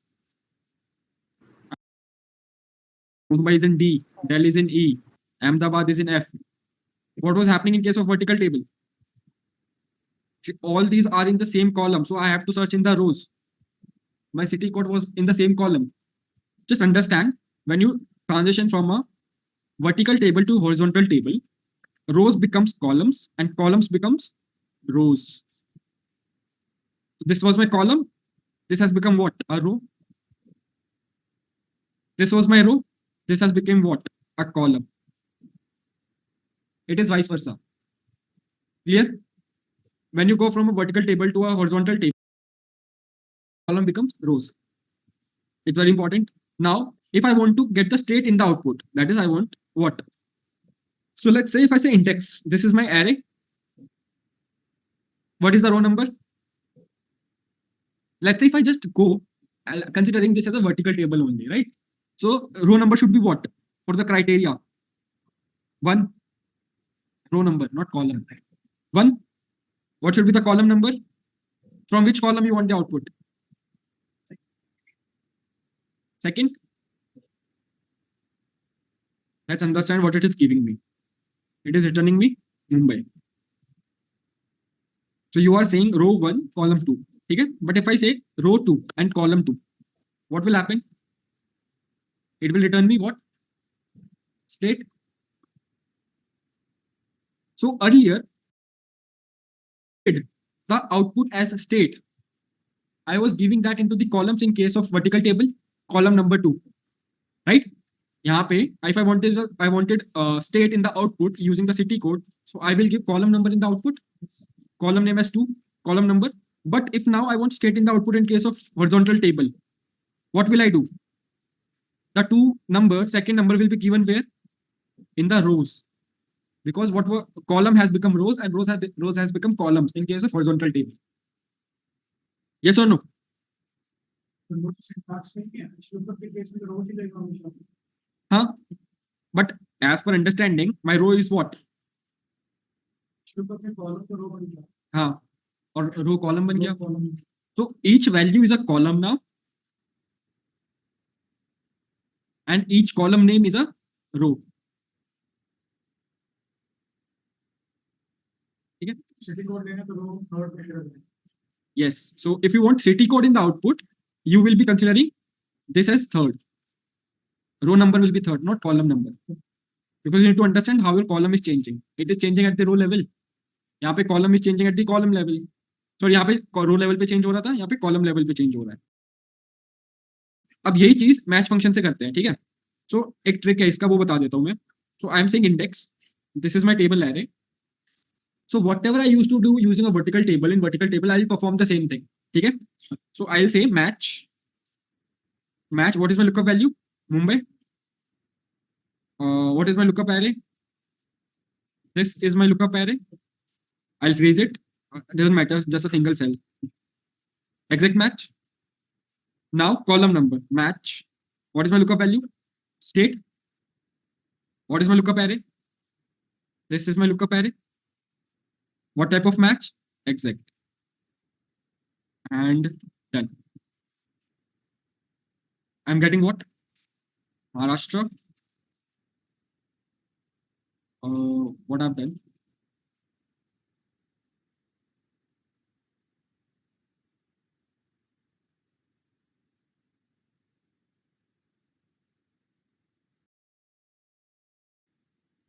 This is a bit tricky thing. 1 second.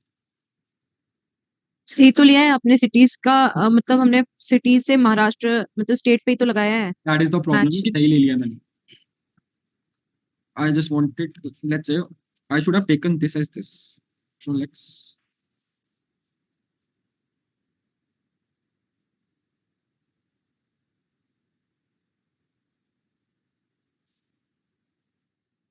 Is it written me Maharashtra written?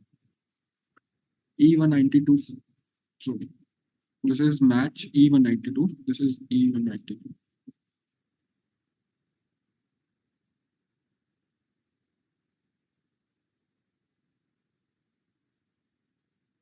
C185 to C188. Let me do it again. 1 second. So if I say index, this is my array. Row number. I'm using the match. So vertical table में हम row number पे क्या match करते थे? Values, right? So my value is what? Mumbai. And my lookup array is what? This is my lookup array, Mumbai. Exact match. And let's say column number is 1. Okay. So it is returning me what? State. If I say column number is 2, what it is returning me? Maharashtra. If I say column number is 3, Delhi.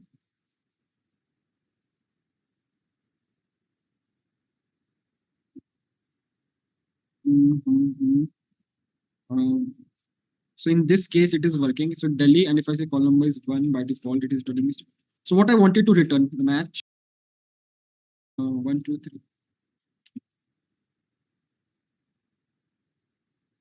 Okay, I got it. What it was returning. 1, 2.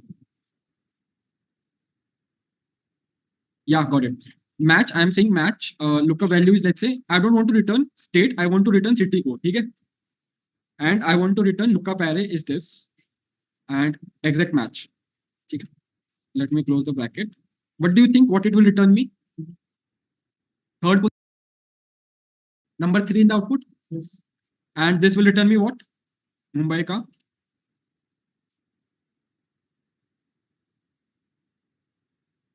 It will return me what? Second. So what I'll get in the output? Delhi.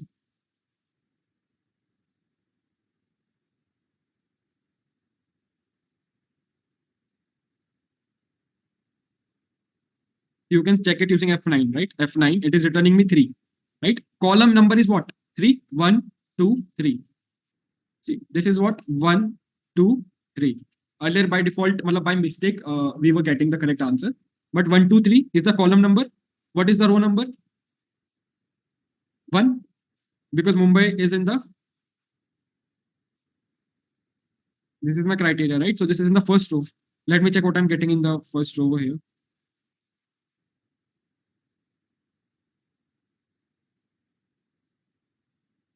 F9, 2. So it is saying second row and what? Third column. So Delhi it is returning me for Mumbai, which is incorrect. Right? It should return me what? C1 in the output. So what will I do is, I will just, instead of 2, 3, if I do 3, if I'm saying instead of 2, 3, if I do 3, 2, what will happen? Give city code. City code, it will return me what? C1. C1. So if instead of 2, 3, if I make it 3, 2.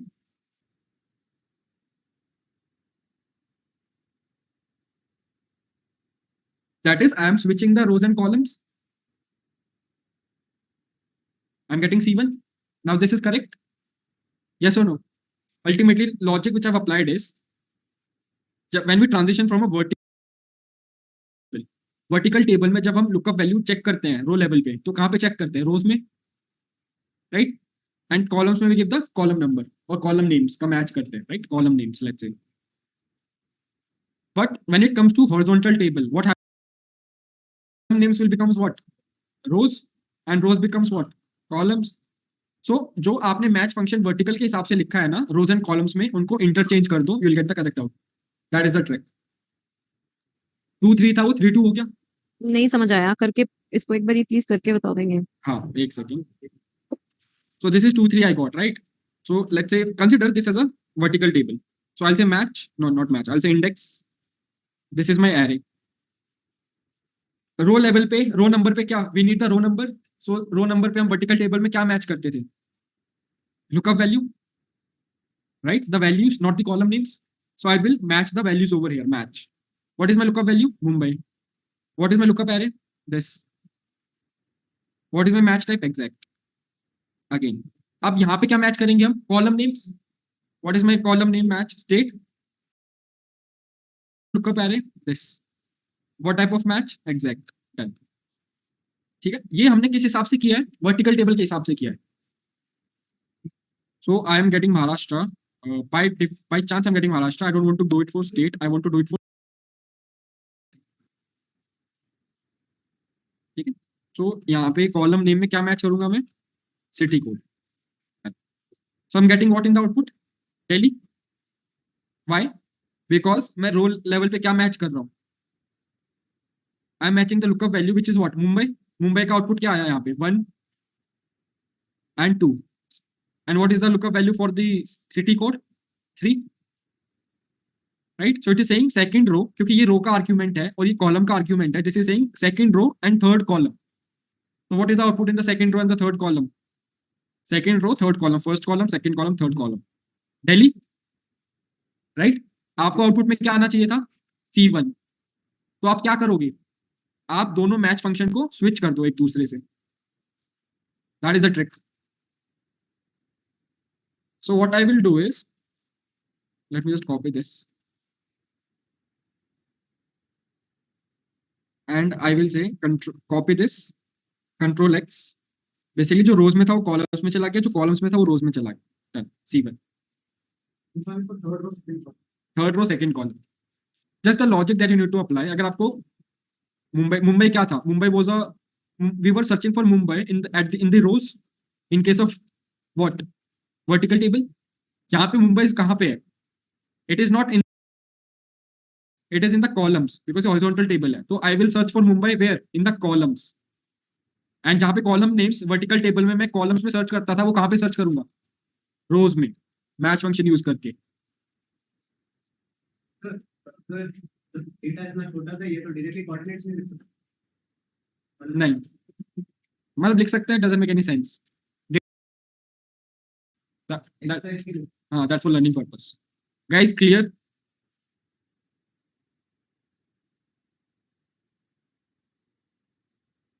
तो simple trick है, जो भी आप vertical table के साथ कर रहे थे, अगर आपको हॉरिजॉन्टल टेबल के साथ करना है तो रो और कॉलम को स्विच कर दो इन index. Yeah, this is a bit confusing, but just understand this is a very good logic. एक बार में देखना पड़ेगा। Online guys, any query?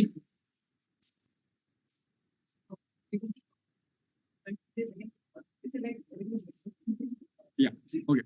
Is everyone clear with this vertical wala? So do nothing, write the index function as you're writing for the vertical table, rows and columns. अगर आपने match function लिखा है तो you will get the output for the horizontal table. Because logic is what? जो यहाँ पे column names है, वो यहाँ पे जो rows में है, वो यहाँ पे कहाँ पे है? columns में है ना? और जो यहाँ पे rows में values है, वो बेसिकली जो रोज की वैल्यू वो कॉलम्स में है, जो कॉलम्स की वैल्यूज है वो रोज में है, तो इंटरचेंज हो जाता है। So give it a thought, revise this, and you can then ask me in the mentorship if you have any query regarding this. And now you can also make it dynamic. Let's say this is the table again I am taking up. Okay, vertical table. I am saying my criteria is, I want to change my criteria also, and I want to change what? Let's say state के basis पे कर लेते हैं. So again state and यहाँ पे सारे columns. So I will apply data validation list, and then यहाँ पे I will give the, let's say, state. So data validation list, and I will give state. Okay. Column is selected over here. I want to give it on the basis of the state, right? So I will say index. This is my array.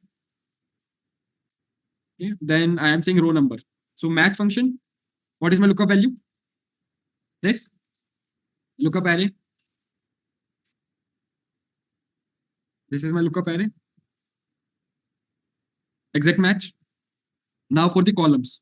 Match. What is my lookup value? Lookup array. Now I can select the entire column range. Exact match. So Gujarat, that means cities is Ahmedabad. City code is C1. Population is 5.57. State is Gujarat. Dynamic, if I want to change it accordingly, let's say for Rajasthan, its city code is C7. City is Jaipur. So overcoming the limitation of Vlookup and Hlookup. This is what index and matches. Any query in this? Index and match part.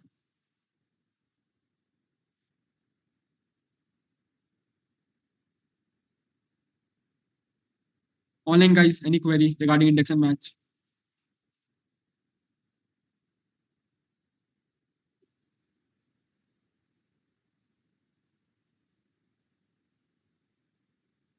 Online guys, query, any query regarding index and match? I think it will make it more. Do one thing. City code. I want to get the city code. City code using cities. Tell me. Index. What is my array? This entire table. I need to freeze it. I need to freeze it.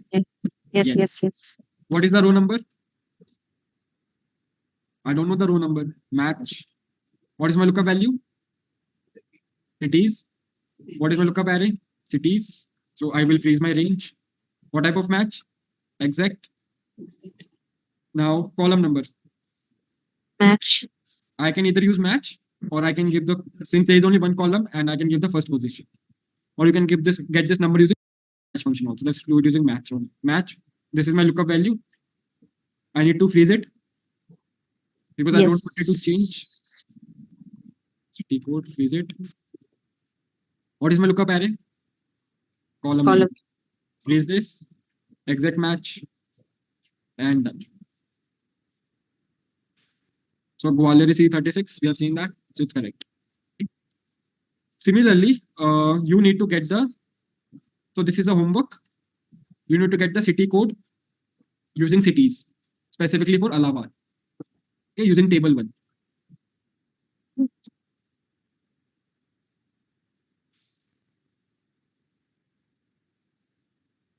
Okay. So I want match for date. Tell me the function and the syntax. How can I get the match for date? This is my table. This is my array table. Match. What is my lookup value? Date. What is my lookup array? Date. Raise it. What type of match? Exact. It will return me the position of this in this table. Drag it. I want match for company. So I will say match. What is my lookup value? Company. Lookup array. What is the lookup array? Huh? All the column names. I need to freeze it. What type of match? In the rows. I mean, in this. अच्छा रोज ऐसे है हाँ. Yeah. I have dates. Yeah. So I have in the columns. Companies. So let me just make it company. Match for company. I have the positions for the company and the date. I have given them, which will extract me the share price.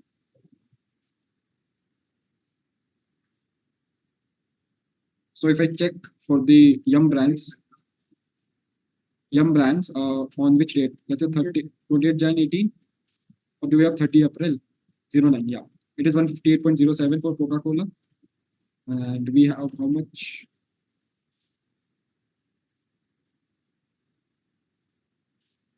Clear? Now, instead of doing this in two different separate columns, you can simply do it in a single cell. Basically, wherever you have taken the reference for the position of company and date, you can simply use match function. Yama brands में तो लेकिन सब में N लिखा हुआ है तो इसमें सब में नहीं है. We have values. Yum brands में एन ही आ रहा है नीचे तक. We have values. अच्छा यहाँ है values.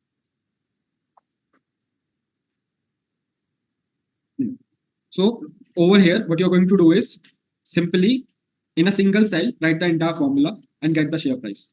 Okay. Next function that we have is offset. Value based on position. Okay, match function. So next function that we'll be seeing is offset function. So this was index and match. Now I'll be looking at offset and match. So if you understand index and match, offset and match will be very easy.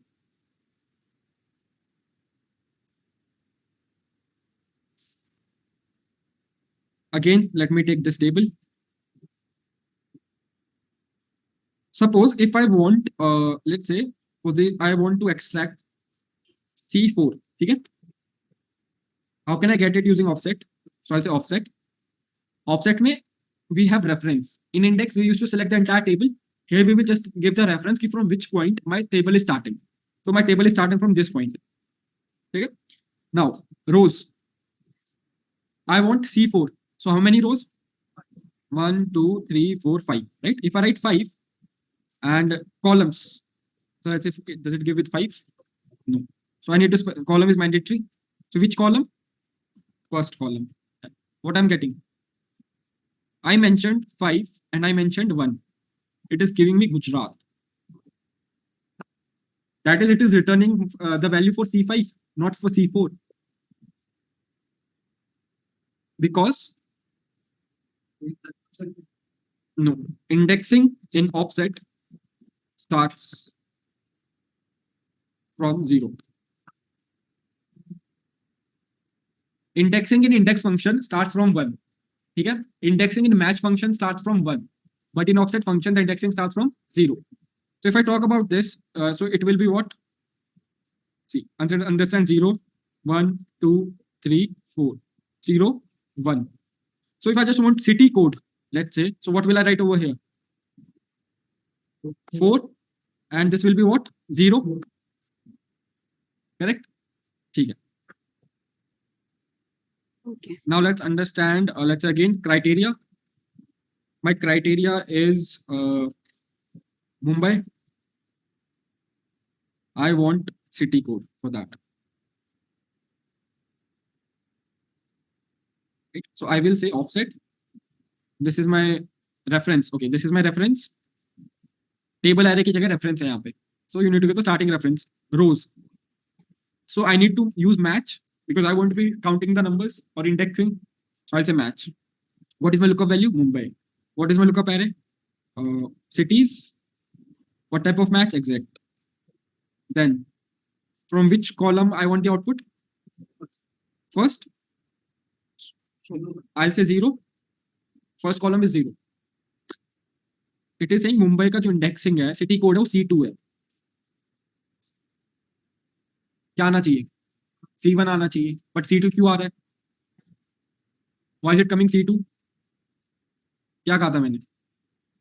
Indexing starts from 0 और match function की indexing कहाँ से start होती है? 1 से. So 1, 2, 3, 4, 5. This 1, 2, 3, 4, 5, right? Up since match function is returning for the C1, the index is what? For the Mumbai, it is returning what? Index is 2. But offset will return which index? 1. So if I subtract 1 from the match function, I'll get the same index. Right? So I'll do nothing over here. I'll just say match function will return me what? F9. It is returning me 2, which is correct. As per the match function, it is correct. Match function will return me 2, 1, 2. Because match function की जो indexing है वो कहाँ से start होती है? 1 से. Index function की indexing कहाँ से start होती है? 0 से. But if I want to match this with the index function, I will subtract 1. Sorry, my bad. Offset की 0 से start होती है. So if I subtract 1 from the match function, it will return me what? Offset की indexing, which is 0, 1. Right? और 1 में क्या आ रहा है फिर? C1 आ रहा है यहाँ पे. So I will do what? यहाँ पे simply subtract 1 from the match function. I got the C1. This is the key point you need to remember कि जो indexing है वो match function की 1 से start होती है और offset की 0 से. This is the case when you are selecting the headers. अगर आप header select नहीं कर रहे हो तो क्या होगा? For example, आपने match function में header select नहीं किया, right? So it is 1, 2. Offset function का starting reference कौन सा? ये है. So it is 0, 1. So in that case, you don't need to subtract 1 from the match function. Let me show you that also. So city code with headers. And let me show you without headers. So it's all logical. So if I say, again, let me say offset. This is my reference. Okay? And I am saying match. What I need to match? Mumbai. What is my lookup array? Now I am not selecting from the headers. Because so, see, you need to have the same range in case of index, not in case of offset. ठीक है? यहाँ से मैं header से select नहीं कर रहा, सिर्फ value select कर रहा हूँ. तो indexing Mumbai की 1 ही आएगी. And I am saying exact match. Done. From which column I want the output? First column. Done. Not from first column. 0. C1. See? यहाँ पे मैंने match function में -1 नहीं किया है क्योंकि जो मैंने रेंज यहाँ से सेलेक्ट करी है तो इंडेक्सिंग क्या होगी मैच फंक्शन से 1, 2 और ऑफसेट की कहाँ से स्टार्ट हो रही है स्टार्टिंग पॉइंट से 0, 1. So I don't need to subtract -1. अगर आप हेडर सेलेक्ट कर रहे हो तो it will be 1, 2 then you need to subtract 1 from it. This is applicable in case of column and in case of row also. But अगर मैंने यहाँ पे -1 नहीं किया है इन केस ऑफ रो ये चल जाएगा बट कॉलम के केस में करना होगा. So I will say match city code, right? So let me write city code. Lookup array is this. What kind of match? Exact. Okay. If I check the value, it will return me for the city code. It should be 1, 1, right? So I have to subtract -1 because indexing क्या city code की offset function में 0. So -1. So this is how you can check and basically define your formula. C1. Clear?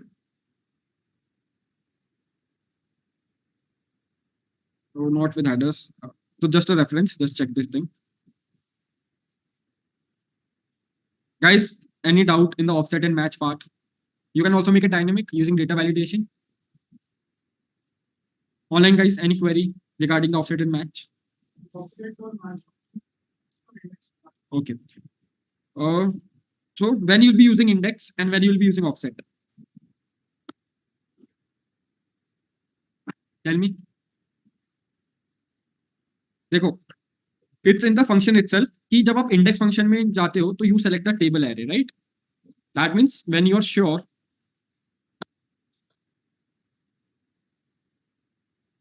about the length of the data, or not sure, when you're sure about the size of the data, then you will be using with, then you'll be going with what? Index. Let's say आपको पता है कि एक table में सिर्फ 50,000 records ही होंगे, उससे ज्यादा ऐड नहीं होंगे, no records will be added in future, तो आप उस टेबल को सिलेक्ट कर लोगे. But if you are not sure, आपको लगता है कि ये जो टेबल है वो रेगुलरली अपडेट होता है and you want to keep your analysis dynamic, तो आप स्टार्टिंग पॉइंट फिक्स कर दोगे एंड उसमें जो डेटा ऐड होता जाएगा उस हिसाब से आपका एनालिसिस भी होता जाएगा. So when you are unsure about the size of the data, you will be using offset.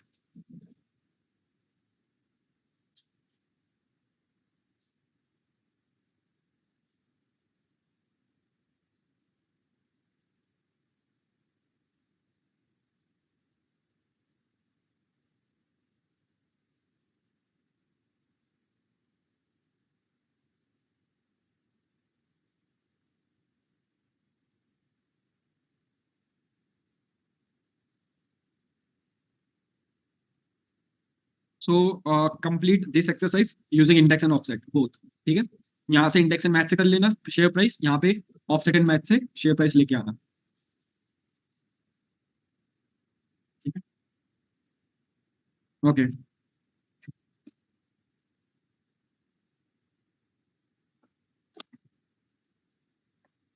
Online guys, any queries in the offset and match and index and match?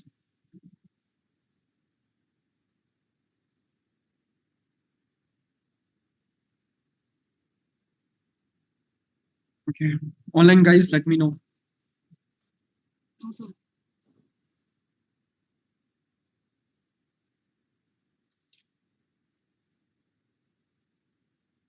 Offline guys, any queries? No. So I'll stop for today. Do revise today's lecture and we'll be continuing with the similar concepts tomorrow also. Okay. So let me stop for today.